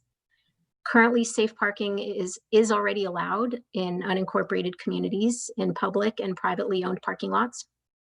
But this ordinance would impose standards on safe parking lots to ensure the safety of the vehicle occupants and minimize the impact on nearby uses. Safe parking would be allowed in R1 and commercial zones. So this provision of the ordinance would impact Altadena in that way. The ordinance also proposes expanding parking options for recreational vehicles. Currently, single-family homeowners in residential and agricultural zones are allowed to park an RV in their backyard, but they're ticketed if the RV is occupied. The ordinance proposes allowing owner-occupied single-family homes in residential and agricultural zones to park an occupied RV in their backyard, subject to certain standards and only during a county-declared shelter crisis. And lastly, the ordinance includes provisions to comply with state laws that relate to the review of supportive housing and other housing types for specific populations. So now we've got a few more ordinances to update you on, and I'll turn it over to Zoe to give you an update on the by right housing and ADU ordinance as well. Isla, and thank you all again for having us. I'm Zoe Axelrod with Regional Planning. So to first give you an overview of the by right housing ordinance, this ordinance streamlines the review process for multifamily residential developments where appropriate. The goal is to reduce time and money spent by property owners and developers. So by right means projects are reviewed with a ministerial site plan review instead of a discretionary conditional use permit. So projects that comply with all zoning and land use regulations are exempt from the California Environmental Quality Act, or CEQA, and no public hearing is required for those projects. The ordinance includes locational criteria that the projects have to meet to qualify for streamlined review, which encourages infill development and development in established communities and urbanized areas. So most of the relevant properties in Altadena meet those criteria. So the major changes that are relevant to Altadena are that two-family residences and duplexes would be permitted by right in commercial zones, so CH, C1, C2, and C3. Townhouses and apartment houses would be permitted by right in zone R2 and those same commercial zones that I listed, plus CMJ. And then the ordinance also streamlines and increases options for joint live and work units and for mixed use developments in commercial zones. So the major commercial corridors in Altadena that this would apply to are Lincoln Ave, Fair Oaks Avenue, Lake Avenue, portions of these, Washington Boulevard, and then R2 is most often adjacent to those commercial corridors. So this streamlined review of affordable residential projects in commercial zones subject to locational criteria is already permitted through SB 35, which is state law. But the by right housing ordinance also establishes new development standards, including setbacks for residential and mixed use projects in the C zones, the commercial zones, and development standards for mixed use projects in commercial zones to expand project options for developers. So for mixed use projects, this allows for horizontal as well as vertical mixed use. So the commercial and residential no longer have to be within the same building. Where they are in the same building, some of the ground floor can be used for parking if the parking is towards the rear of the building away from the street. Commercial uses can occupy floor spaces above the ground floor, provided that all the commercial uses are located on the lower levels below the residential uses. And then there's some other standards related to parking and pedestrian access. So the RPC recommended approval of this ordinance on June 17th, and the board hearing is scheduled for September 22nd. And then lastly, the ADU ordinance, accessory dwelling unit ordinance. So most of you are probably familiar with ADUs. They've been permitted since the 80s in the unincorporated areas. And they're also known as second units or granny flats. So new state law went into effect on January 1st, 2020. So our previous ADU ordinance is null and void, and we've been implementing the new law under our interim policy. So before January 1st, 2020, one ADU was permitted per single family home. And that could be new or conversion of existing space, including a garage. It could be attached or detached. So as of January 1st, a single family home can have one ADU and one junior ADU. So a junior ADU is a maximum of 500 square feet, and it has to be entirely contained within the footprint of the existing single family home.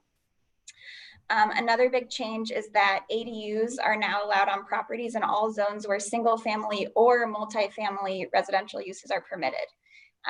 So an existing multifamily residence can have, including apartments, can have up to 2 detached ADUs and 1 or up to 25% of the multifamily units, whichever is more, converted from space within the existing multifamily buildings. State law also limits local restrictions on ADU size, height, and parking. So the setbacks are now 4 feet from the side and the rear for new structures. And the ADU would still have to meet the front yard setback as specified by the Altadena Community Standards District. And the height also can exceed the height specified in the CSD.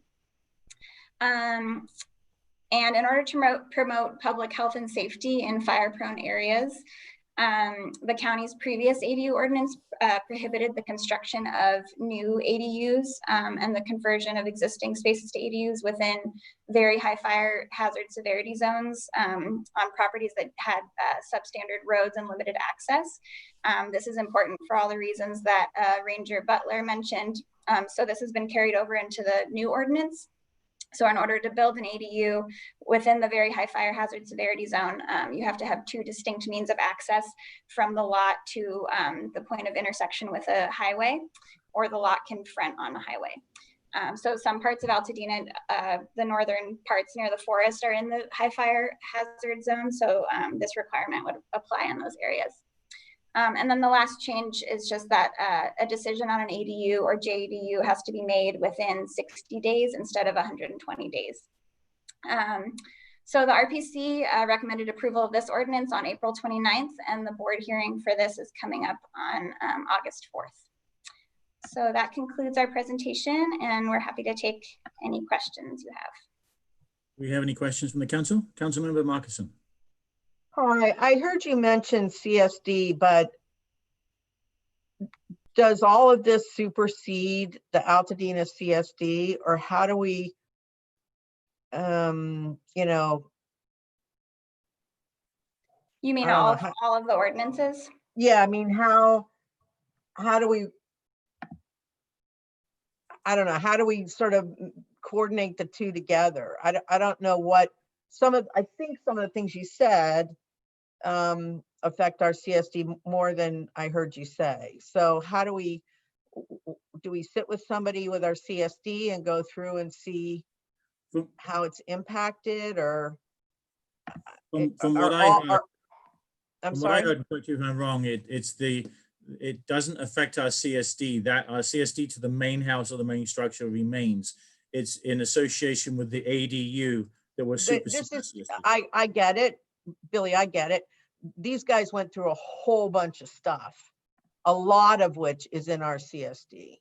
So it's not just setbacks. It's not, I just really want to understand how, you know, how we mesh the two, or how that works, or if it supersedes our CSD.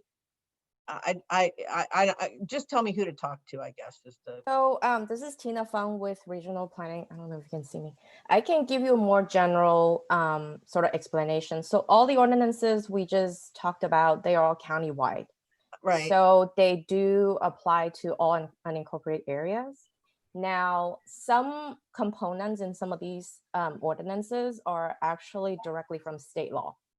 So whenever it's state law related, or pretty much state law just supersede whatever local regulations we have in CSD. For example, ADU is the best example, that the law says, hey, if a project meets the 4 feet setback and, you know, the side yard and the backyard, you got to allow the ADU without a public hearing. Okay. Right. So when things are regulated by state law, usually our hands are tied. Now, when where state law is silent, and when it comes to things like setbacks or floor area ratio or heights, your CSD regulation would still apply in general. However, there are also in some of these ordinances. I don't like the however. We need the however. No, but I'm just saying, okay. Some of the things that we covered have to do with specific uses. Right. And so, you know, like again, because usually when it comes to CSD, a lot of the things have to do with development standards, not the uses. So if your CSD doesn't have different regulations on a use, then you go by the countywide ordinance, right? So I'm trying to explain the layer of a countywide ordinance, state law versus CSD. Right. I know it's complicated. So I guess what I'm asking is, there's somebody that we can go through our CSD with and see what is and is not affected. I mean, I don't know, like I think your town council has been working with Mark Herwick team. I don't know if Mark is here today. We redid our CSD a couple of years ago. Right. So we have not touched our CSD in a couple of years, but when we did it, we did a huge amount of effort. And so, I mean, I guess I could talk to Susie Tay. That's who helped us with the. Oh yeah. You're like, I think right now the section who works with your town council, it's Mark Herwick. I don't know if he had joined your meeting in the past, But anyway, we can coordinate with him, but I'm just saying Okay, that a that's lot fine. of these housing efforts directly relate to some state laws at some level. Yeah. I'm not arguing them. Right, I'm right. trying to see So if we can understand. so we can definitely go over, Yeah. coordinate through Mark's team. Okay. So it used to be Susie, but there's some changes within the department. Oh, So now okay. it's Mark Herwick, but I can certainly coordinate with him. Okay, I would really appreciate it Okay. because it will just quell some of the questions going forward. That's all. Thanks. Yeah, sure. Thanks. Okay, Councilmember Bersera? Yeah, so I get the county's trying to increase housing access, and so my general question is if the county has any grants or any funding to help homeowners convert to ADUs, or to help. I heard faith-based organizations can become shelters. If there's any funding or any grants to support those efforts for all these variety of parties. Well, for ADUs,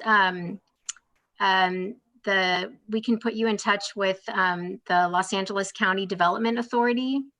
They had a program. It was more like kind of an experimental pilot program to allot some money for homeowners who wanted to build a new ADU, and in exchange for housing a formerly homeless household.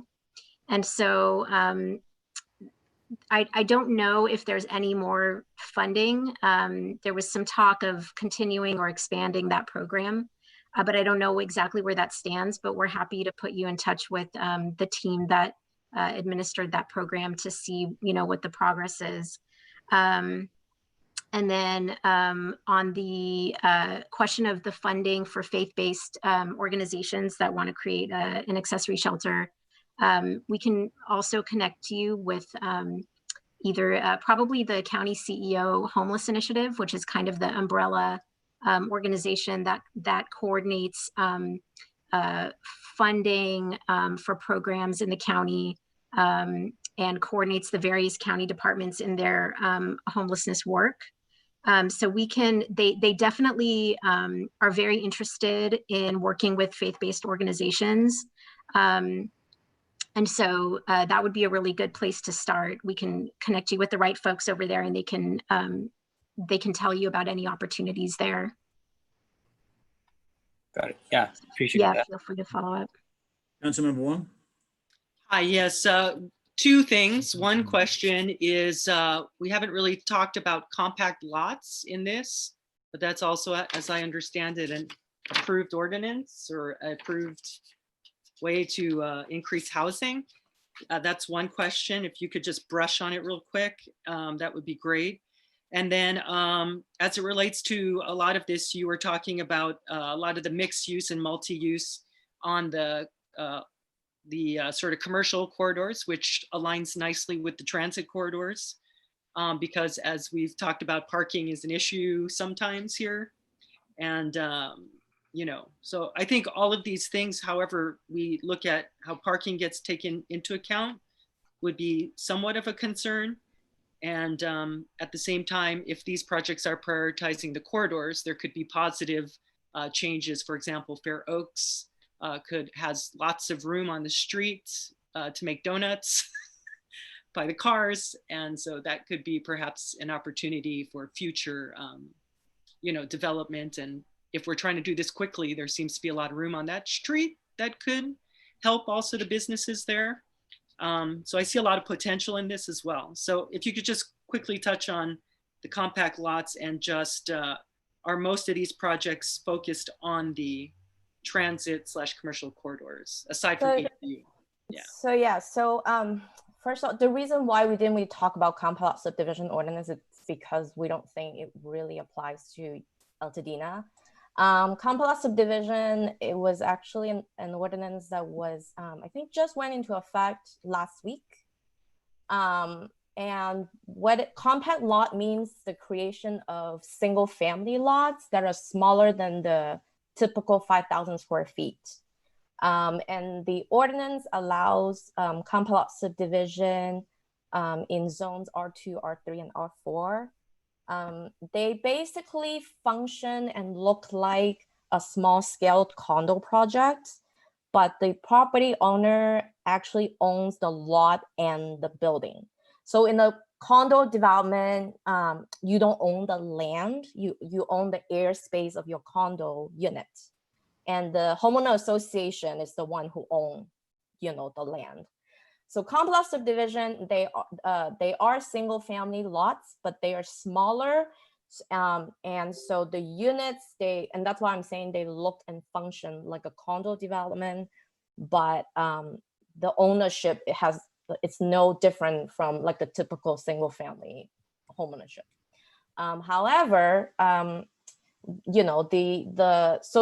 goal behind the complex subdivision is really to provide more option when it comes to homeownership, because right now, if you want to buy, you only can either buy a typical single family lot with a single family house that is at least 5,000 square feet, or you buy a condo unit, but you are subject to HOA fee.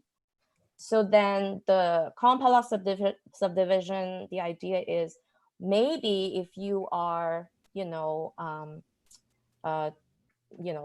a young couple without kids, or you're a senior citizen, you don't want to take care of such a big yard, but you also don't want to pay a high HOA fee every month, then perhaps the compound lot is like another option for you. The idea though is that we do think that this is more like an infill strategy, which is why the focus is still the multifamily zoned area. So not your typical R1 area, which most of Altadena, it's zoned R1. So in terms of the density, it's not any different from the typical density that we would allow in areas where we allow apartments. And because these are single family homes, so you can stack them up, right? So again, the owner owns the building as well as the lot. At Altadena, you do have some, I believe R3, but they're all pretty much built out, I think, with apartments. So, and also the other thing about this ordinance is that it's meant for infill development on sites that are scattered, underutilized right now within some older communities, so that the project size that this ordinance kind of aims at are like smaller scale projects. So actually there's a limit that a subdivision that creates create compact lots can only create up to 8 lots.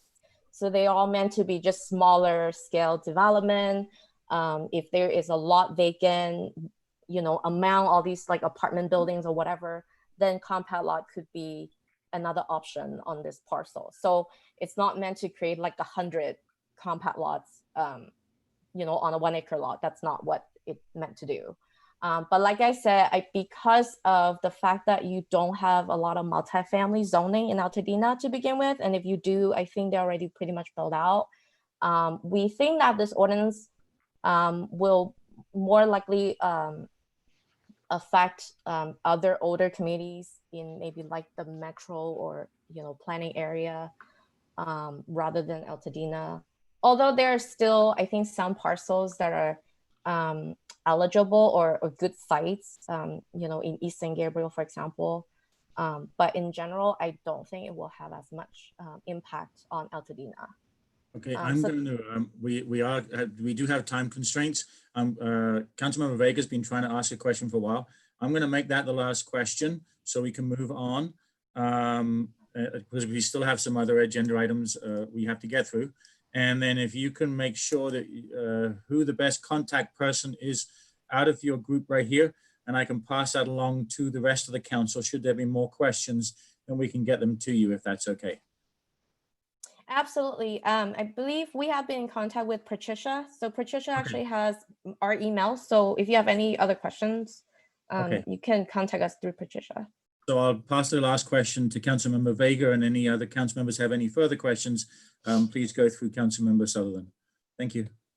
Real quick, Ayala, what was the website that you referenced when you first started your presentation?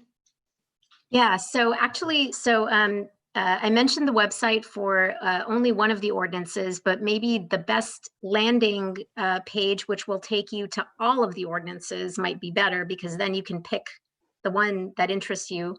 So it's planning.lacounty.gov/housing/initiatives with an S. Thank And you. you should see them all listed there. Thank you. You're welcome. Well, thank you very much for a great presentation. I really appreciate you taking the time out of your evening to come and speak with all of us and to answer the questions that the council members have proposed. This is an extremely important topic for our community, and it's something we could probably continue discussing all night long, but we do have other things to get through. So I really appreciate the time and your commitment to our community. And again, you'll probably expect a few more questions coming in the mail. So thank you. Great, thank you. Thank you. You're welcome, thank you. I'm gonna move on. The next thing is Altadena Community Reports, item 5. I will just let everybody know, I just had a sidebar with Nikki Winslow from the library, and we are short on time right now, but she has agreed to extend our time and to get through these items. So because it's important that we do finish this agenda, but just because the library has given us this extra time, let's just please make sure that we utilize it efficiently so that we can fit everybody in.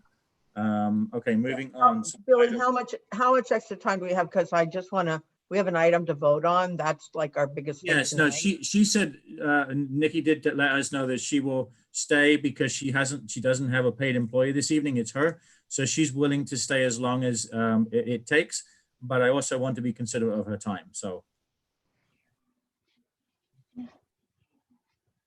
if that answers your question, it's not a given time, but she's happy to extend. So okay, item 5, community reports, 5.1, Altadena Library.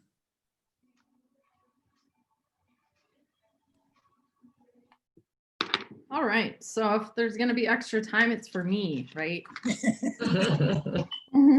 Good evening, everyone.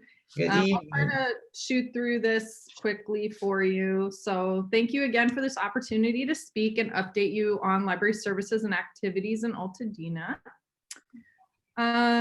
So due to the uptick in cases in LA County and California, as I'm sure you're all aware, the board and library administration has moved the soonest opening date for the public, sorry, Victoria, to return not till after Labor Day. So the soonest at this point would be September 8th.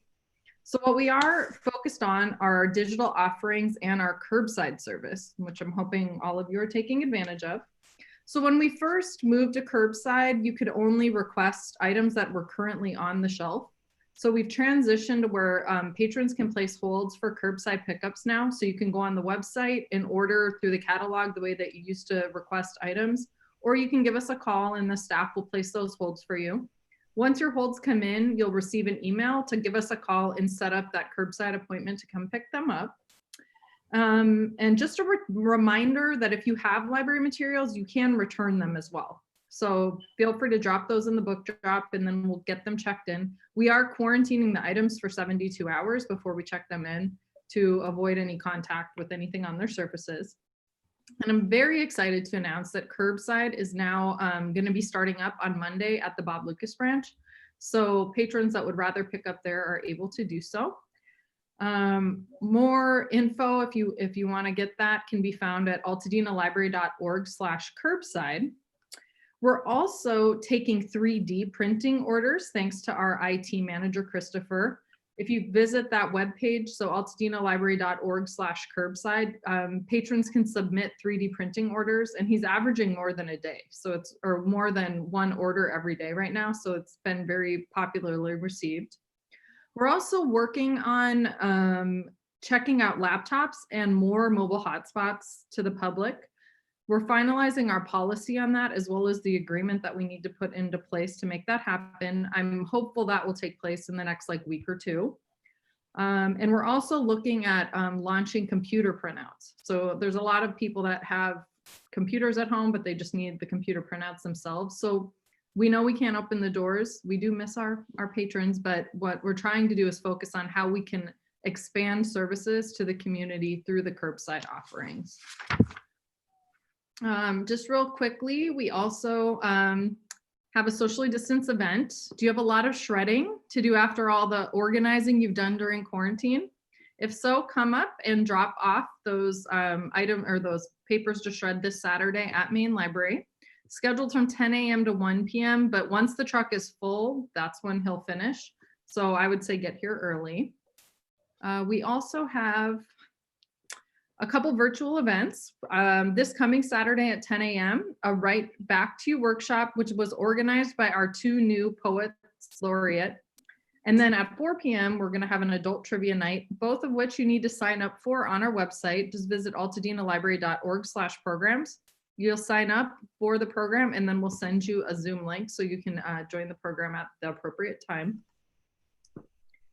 Have you read an amazing book lately? I know a lot of us are stuck home reading. So if so, I would encourage you to attend our Friends of the Altadena Library book pitch party this coming Sunday at 1:00 p.m. Join fellow book lovers and pitch your favorite book or something interesting that you've read.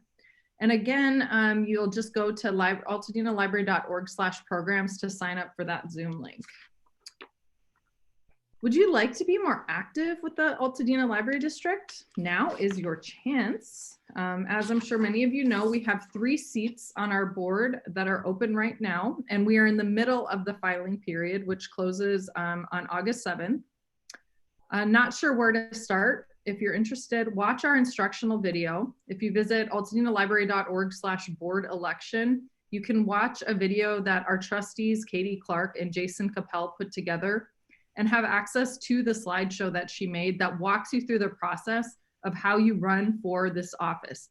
And it's not just applicable to the trustee or the board. It would be for any election that a person could potentially want to run for in LA County. It was full of really good questions, and I would highly encourage anyone that's interested in running for office in general to check it out. Let's see.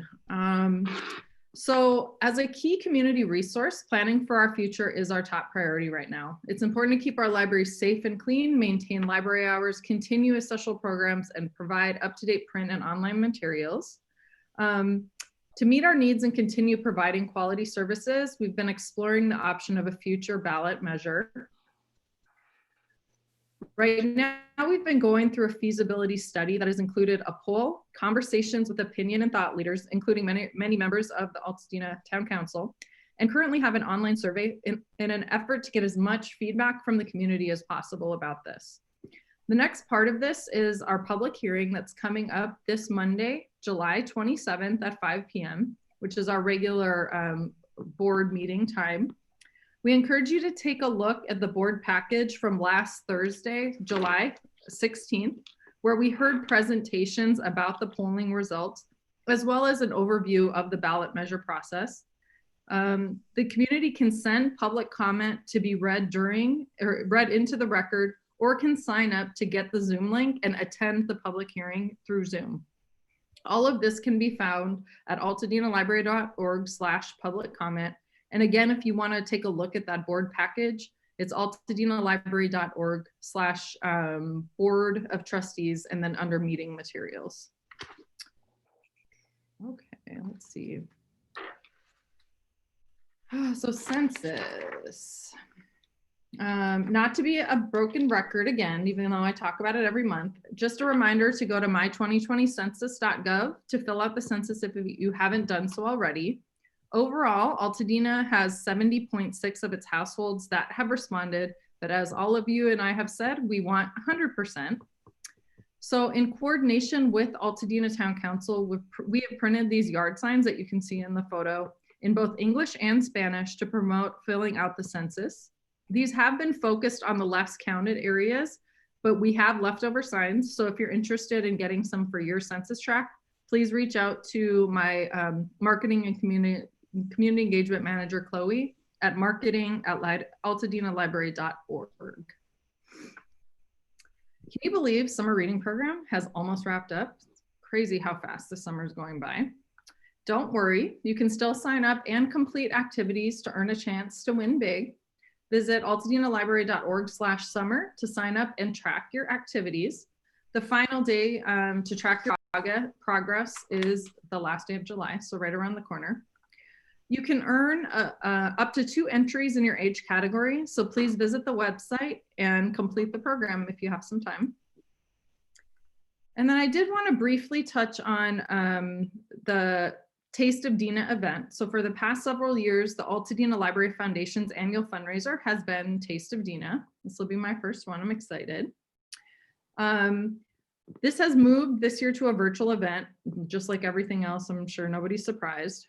We are very hopeful all of the community will again get behind this effort, which will include potentially a virtual silent auction with Altadena-centric items, a mystery wine pull for pickup, virtual screening of special library videos, as well as opportunities for sponsorship. More information is to come. And I did want to share that this year's big focus of fundraising will be on an effort to provide what we're calling our 3rd library branch on wheels. This is so timely with our services being curbside or remote for the foreseeable future. So again, please keep an eye out for more information and hopefully you can help support this effort.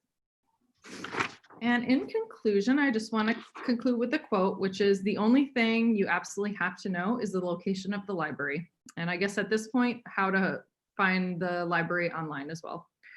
So again, thank you so much for the opportunity to speak and update you, and I'm happy to answer any questions. Any questions from the council? I just have one. What was the date of that, of the shredding? It's this Saturday, the 25th, between 10 a.m. and 1 p.m. But again, I'll try to get there early. Okay. What was the web address for the census sign?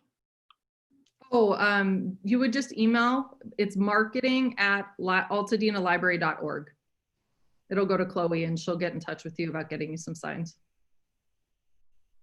Thank you. Any other questions? Okay, thank you very much, Nikki, as always, and really appreciate you extending the time and helping us out. Thank you very much. No problem at all. Thank you, Nick. Thank you. You're welcome. Moving on, Nick, Sam with LA County Parks, item 5.2. Hello, can everybody hear me? Yes. All right. Good evening, everybody. Just wanted to bring everybody up to speed on what we have going on in the Altadena parks. Currently at Loma Alta Park, we are running our summer camp, and it is an esteemed summer camp that we have enrolled with 12 participants. So basically what the county did, and I believe I explained this last month, was that we were going with a new model due to COVID-19.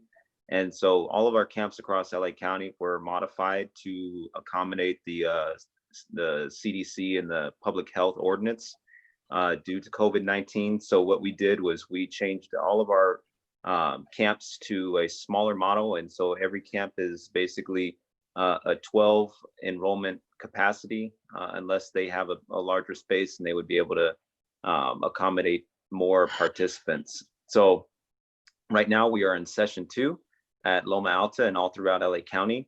And we currently have our esteem camp, and we were also able to get our sports and fitness camp. All of these camps, we abide by the health ordinance, like I said, and we practice social distancing, inform the kids about physical distancing, and we have staff on site to ensure that all the amenities are cleaned and sanitized after the use of that amenity. And we also have our summer lunch program that we have running during our summer camp. However, with our sports and fitness camp, that is a mini camp, and it is only from 9 to 12, but our esteem camp goes from 9 to 4. Our last session will take place first week of August, and this one, session 2, will go to the end of this month. So it's this week and next week. We also are doing a partnership with the Altadena Library during the camp. They've been coming and doing little readings with the kids during the lunchtime. So I want to thank Nikki for that, and her crew has been outstanding coming to Loma Alta and doing these presentations with the kids. One last thing regarding the summer camps is that we do have a cheer mini camp that is open and it is fully funded by the 5th district. So that is a free camp for anybody that wants to register for session 2 and for session 3. Tomorrow is the farmers market. So that is every Wednesday from 1 to 3. So make sure you place your orders Thursdays from 10 a.m. to Saturday before midnight. We've been getting a great attendance with that, and they've been ensuring that they physically distance and all the orders have been met, and I've checked it out. And so Stacy and her crew have been doing a fantastic job. One thing that we do have new, and I sent some of this information to the board, is that we have our Parks After Dark. So it's called, this year due to COVID-19, it's called Pad in Motion. So it's technically not a program. It's more of an open space and a safe space for the public to come out and walk. You know, you can ride your bike, walk your dog, walk with your children or your families and your friends. And it starts this Thursday and it will be going from 5 p.m. to 8 p.m. Basically what it is like I said, it's not really an event. It's just an open space that the department is working with to just have people come out to the parks. This is something new that we're trying, and it's in collaboration with DPSS and LA County Probation. And like I said, it does start this Thursday. Our next event will be August 1st. And the Saturdays events will be in the morning. So it'll be from 8 a.m. to 11 a.m. And our Thursdays will be from 5 p.m. to 8 p.m. So it'll be July 23rd, August 1st, and Thursday, August 13th. I was told today that we did add 6 more dates, and that will run us all the way through October. But those dates have not been confirmed yet. But once I do, I'll make sure to send that information out to the town council. And so anybody that's wondering what will be blocked off, or who is not aware of what will be blocked off, it'll be going up Sunset Ridge, all the way basically to the top, and it'll be at that T intersection between Loma Alta Drive, Sunset Ridge, and it'll go all the way east to Dabney, and then all the way down from Dabney to Palm, and then it'll kind of dovetail into the driveway of the of Loma Alta lower level, and then the walkway will go in between the tennis courts and the equestrian arena. So as I said, it's going to be from 5 p.m. to 8 p.m. Starting this Thursday, and it is free. However, we are asking that people physical distance during this time. Mask coverings are required for this event. And if you do have any questions regarding anything I just presented, I did want to mention one thing about the pools. The pools are still closed, and our gyms and amenities are still closed at this time. However, we are targeting a late fall opening, but nothing has been set in stone yet, as we know.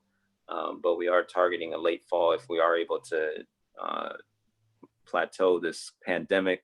But right now, everything is closed. The only thing we do have open is the facilities for the summer camp participants at this time. So if there's any questions, I'm ready to answer. Okay, thank you. And thank you, Sam. And I just want to mention too, is if you have any PDFs or flyers of everything that you're discussing, feel free to bring them to meeting them and screen share like the library did. You know, when we talk, sometimes it helps get the message over, and we can screen share any of the information you may have. Yeah, I haven't gotten the flyer yet for this Pad in Motion, so it's kind of a last minute thing that they threw on us, but it's something that once I do get that flyer, I'll be sure to share it for the next time. Yeah, because we're in a visual image, visual medium right now, and it does help. So, well, thank you very much, Sam. I really appreciate everything. All right, thank you. Thank you. Moving on, item 5.3, Altadena Chamber of Commerce, Doug Cauliflower. Hi, good evening, everybody. I am pleased to let everybody know the chamber is also alive and well. Unfortunately, due to COVID, we've been pretty quiet lately, but we are open for business and there to serve the community if anybody needs anything.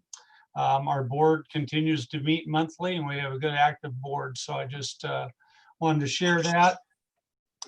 Secondly, I wanted to share the sad news that Lonzai Shea, the former owner operator of the Little Red Hen restaurant, passed away last week. He was the 5th of 13 siblings and retired last year from family-owned business that's been in Altadena since 1973. The Little Red Hen has been a staple in Altadena for 50 years and is currently being operated by his sister, Barbara. The Little Red Hen is a member of the Altadena Chamber of Commerce, was honored last year by this council, the Altadena Town Council. And earlier this year, Assemblyman Chris Holden honored them as the Business of the Year. So I thought you would want to know that.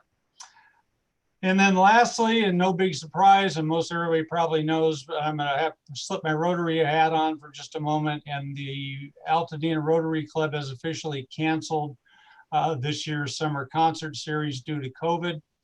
And we will we regret that very, very much, but I think everybody understands why. And we look forward to a great season in 2021. And that's all I have, unless anybody has any questions. Any questions from the council? Thank you. Thank you. Appreciate it, Doug, very much. Moving on to the next one, committee reports. Item 6.1, Land Use Committee. Councilmember Marcusen.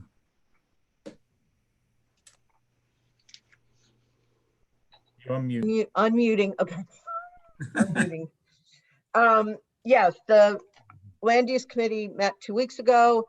We voted on an item. We voted to pass it on to the Altadena Town Council recommending approval, but Billy, it's a little bit complicated. So Billy, you'll go through with it quickly what everything is. Yeah, as you've all had this in your inbox twice prior to land use and before this meeting, you've had plenty of time to go everything. So I don't need to go over all the same things I went through at land use. I'll make it brief. This is project number R2017-003740, permit number RPPL 2017-006242. It's an application by the Theosophical Endowment Corporation, 43 East Mariposa Street, Altadena, California. I'll give you the description of the project first, which is the continued use as the administrative headquarters of the Theosophical Society and the residence for the volunteer staff, not to exceed 25. There will be uninterrupted use of the property. There has been uninterrupted use of the property since 1951. The staff walks to work at the Theosophical Library and Publication Department at 2416 North Lake, 3 blocks away. The buildings are used for residences on the grounds, including a main house, 2 cottages, and a 2nd-story apartment above the garage. There are 20 parking spaces, and there's no change to the building or grounds are planned or expected. I'm not going to go over the messages that we went back and forth, but just an update here, just to remind you, this is not a CUP, and there will be no conditions added to the application. This permit is for a continuation of a variance that's been in place since 1951. It is also important to note that according to a conversation with the planner, there was a delay between the expiration of the last variance and the new one currently being applied for, which is the only reason for the large gap in dates and the only reason that there has been, and the reason why there's no delay. If there hadn't been a delay, there would have been no need for a hearing and the variance would have been issued and this would never have come before the ATC. Right. We did do outreach, but due to the stay-at-home order and social distance and no public gatherings, members of the Land Use Committee within the affected census tracts flyered all the closely affected properties within the 1,000-foot radius and requested feedback from those. We did get a couple of residents who were actually, we came into contact with during the flyering, who both said that they were, the Theosophical Society were great neighbors. They wished them to continue their use and be there. And we also received 4 positive emails to continue their variance. we received no negative emails or no indifference. So that was the result of the outreach from the community. And this went to land use, for the July land use meeting, the first Tuesday of the month. And it was approved to send a letter of recommendation to LA County office for approval of this particular project. That I'm going to make a motion for the town council to approve this. And then once we get a second, then we can take any questions anyone may have. So Yeah, my can we- motion is. Can we make sure, Billy, that it says recommend approval? Yeah. We're going to recommend approval to the Regional Planning Commission. Okay.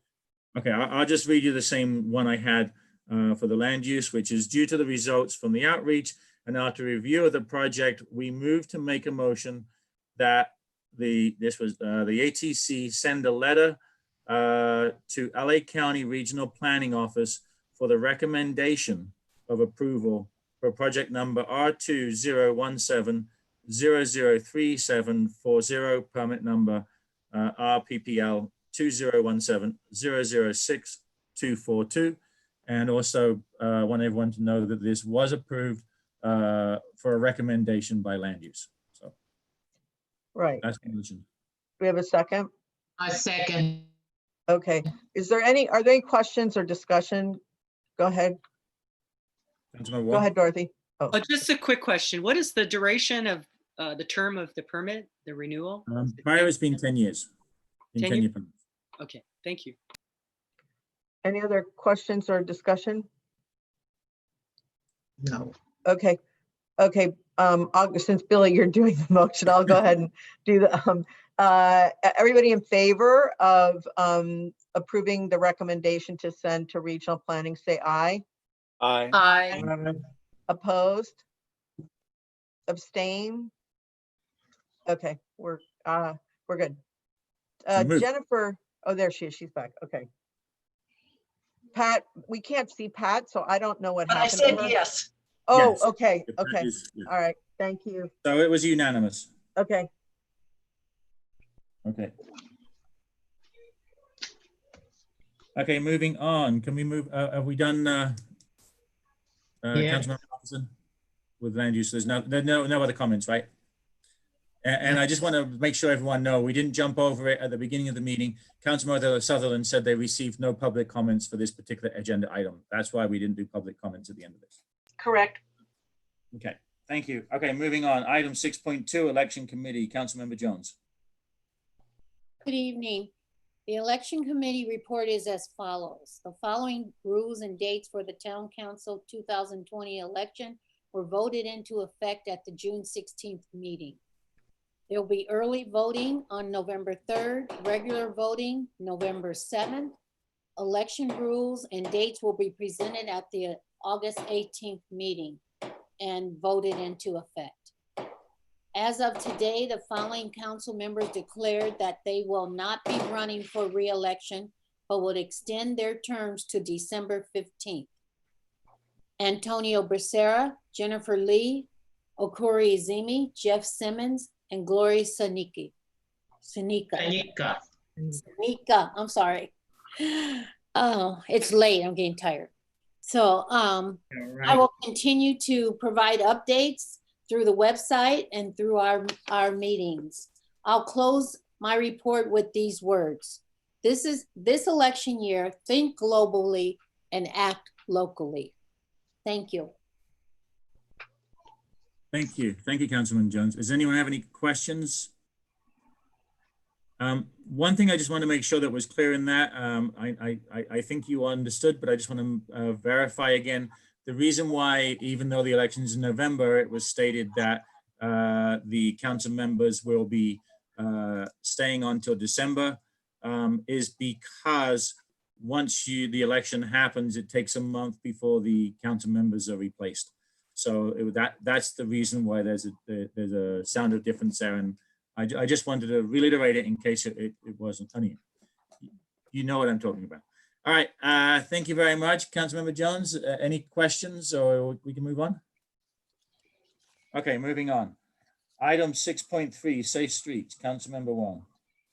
Yes, thank you. So, ladies and gentlemen, I would like to announce, since our last town council meeting, the LA County Public Health and LA County Public Works have put their plan for the Slow Streets program into application. So we did submit our first application to align with the Parks After Dark in Motion at Loma Alta Park, and through the Safe Streets Committee, and we're also looking to add more networks. So if you're interested, or any of your neighbors are interested, you can go to, I'll put the link. It's actually on the Safe Streets Committee link to the website, but I will also share it with you. And again, the Slow Streets program, the purpose of it is Streets for Pandemic. This is my graphic. Response to recovery. So the Slow Streets program is part of the county's local emergency response to COVID-19. The Slow Streets program has the following goals: to promote traffic calming while more people are at home, to help communities comply with social distancing, more space on the streets, to encourage physical activity, which we need for both our physical and mental health. So if you want to get involved, it's super simple. You just might say, I want to have a slow street in Altadena.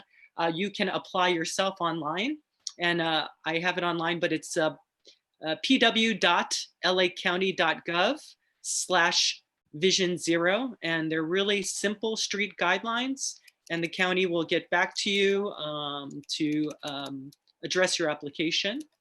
And it's just a great opportunity to create space. And my quick little plug is outdoor dining, again, is a reality here during COVID. And so if the Chamber of Commerce or anybody wants to think a little bit wider on this issue, we could, kind of pitch to the county to have a wider open street and also connected with a neighbor.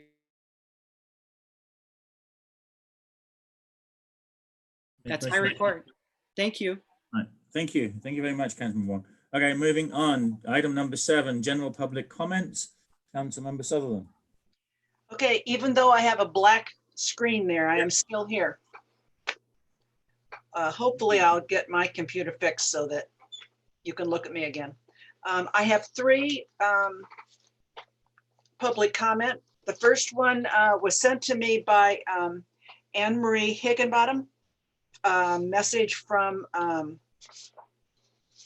Assemblymember Holden. He says, "Good evening, Altadena Town Council and community. I hope you are all safe.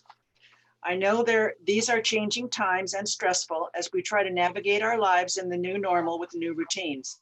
Please check my website, and I'm going to give you a short version of it, a41.asmdc.org. And there is a place at the top to click for the COVID-19 updates. And there's a lot of connections that he's attaching there for information on the COVID-19 response. And although my district office is not open for in-person meetings, it is remotely staffed daily for your calls at 626-351-1917 for assistance and information. Be well and stay safe. Best regards, Assemblymember Chris Holden." That was the first one. And the second one comes from Joy Walters. And I don't think I need to time that. Just a second. This one's short enough, so I don't need to time it. This is an addition to the letter that was read at the last full meeting. This is a letter on leaf blowers. So she sends an amendment or an addendum. Along with the concern for air quality is the concern for the increased exposure to noise pollution. Since the stay-at-home mandate, more people are working from home. Children are going to school at home. At the same time, landscapers continue to use the leaf blowers, creating havoc for those trying to focus on work. The noise level of a leaf blower can exceed the 75 dBA level, and according to WHO and the EPA, this increased exposure can lead to stress-related health ailments, including the increased rate of heart attacks. According to the LA County Public Health, Title 12 exemptions in Part 5, 12.08.570, Section L. There are no restrictions to the volume level of leaf blowers. Please ask Supervisor Barger to convene the CSD to 1, fix the lack of restriction, 2, and study the effects of gas-powered leaf blowers in our already polluted air due to the heat island effect, 3, and consider banning the leaf blowers until the pandemic is over due to the new evidence that the virus can be airborne. Currently, we have a petition, change.org, with 240 signatures. That's that one. And the third one comes from, okay, her name is Machiko Lynch. On behalf of Canyon Crest Conservancy, I would like to share our exciting future projects that have been discussed among our group, our nature-loving neighborhood friends, and our town council member, Dorothy Wong. Last week, our neighborhood had an exciting view of the mama bear with her 2 cubs on Canyon Crest along the lower Millard Canyon and Meadows neighborhood. We have many new neighbors who have moved from the city to the canyon. As the long-term residents, we would like to welcome them and gift some Bear County wisdoms. In order to coexist with wildlife and community right next to the natural environment, we would like to address a few issues/concerns. Speeding on Canyon Crest Road, residential fire and wildfire risk, wildlife encounters, the use of road rat poison for pest control. The following communication methods can be used. 1, place signage at several crucial locations. For example, slow street signs, mountain lion signs, arroyos, and foothills conservancy. 2, draw a double stripe on the street, proven effective for getting drivers to slow down. 3, offer classes and educational events. For example, how to control invasive plants, brush cleaning 101, fire safe landscapes, etc. 4, create and place our education kiosk at Hairpin Curb and another location on Canyon Crest Road. 5, create and send a welcome to the neighborhood packet, including contact numbers of agencies in charge of each item, preventing abuse of 911 calls. 6, have a monthly educational hike or trash pickup, etc.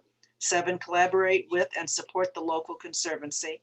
8, promote poison-free pest control, including bear-proof trash cans. We hope these projects will be adopted all over Altadena and will help our canyon community and wildlife coexist in a harmonious way. Thank you.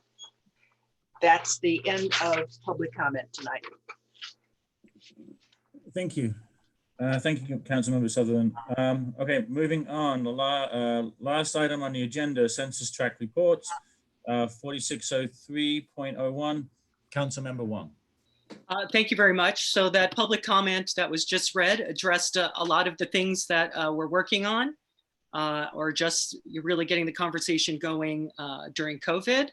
Again, brush clearance, anybody is interested, the goal is to get a lot of this town-wide for Altadena to become more fire-wise. We had actually a brush fire yesterday at the top of El Prieto Road. And then one of the residents showed me an area that needed brush clearance. So anyway, if anybody wants to get involved in that aspect of Altadena and seeing it grow would be great. Also, I talked to Edison yesterday because pole replacements going on and power outages are coming back. So perhaps it's a time for us to think about inviting SCE back to have a conversation with us as work starts back up again. Fire-wise, Altadena is one, trail-wise, which we talked about. And then I would put the word out to anybody who is interested in historic districting. The county has verified Jane's Village homes to be eligible for historic districting. That includes Census Tract 460302. So if anybody is interested, now is the time. So it's time to have the conversation. So send me a message or we'll put the word out. And then the last thing to leave you with is food is very important during this time. And one of the popular places that our seniors over the age of 65 with low income and also those on CalFresh EBT can get a fruit and veggie bundle at the Altadena Farmers Market. Stacy says the 30 boxes will come to the first come, first serve starting at 1 p.m. And then Stacy says she can get more boxes to give away if she gets more donations. $18 at the Altadena Farmers Market if you want to donate, so we can get more boxes. First come, first serve. And I see a lot of smiling seniors and folks enjoying fresh organic fruits and vegetables. Thank you very much. Okay, well, that concludes all our agenda items. I appreciate the time, everybody. And especially before we close, I want to give a huge, huge big thank you to Nikki Winslow again for one, the library hosting, and two, for her time, and two, her extra time in making the meeting come to its conclusion. So thank you, Nikki. Really appreciate everything you do for us on the council. Okay, so the last. Bill. The bill should be double overtime. Yeah. Because we have a lot of money in our account. Yeah. All right, so moving on, last item, item number 9, adjournment. Do I have a motion on the table? Motion to adjourn. Second. Reggie second. All those in favor, say aye. Aye. All those opposed? Abstentions? Thank you very much. We'll see you. Thank you, Nikki. Thanks, guys. Everybody. Thank you. Thanks, Sam. Bye-bye, everybody. Bye, everyone. Have a good night. Bye. Bye. Everybody stay safe. Thanks, Nikki. Everybody stay safe. Yes. Stay safe. You especially, Dr. Thomas. Yes, I'm staying right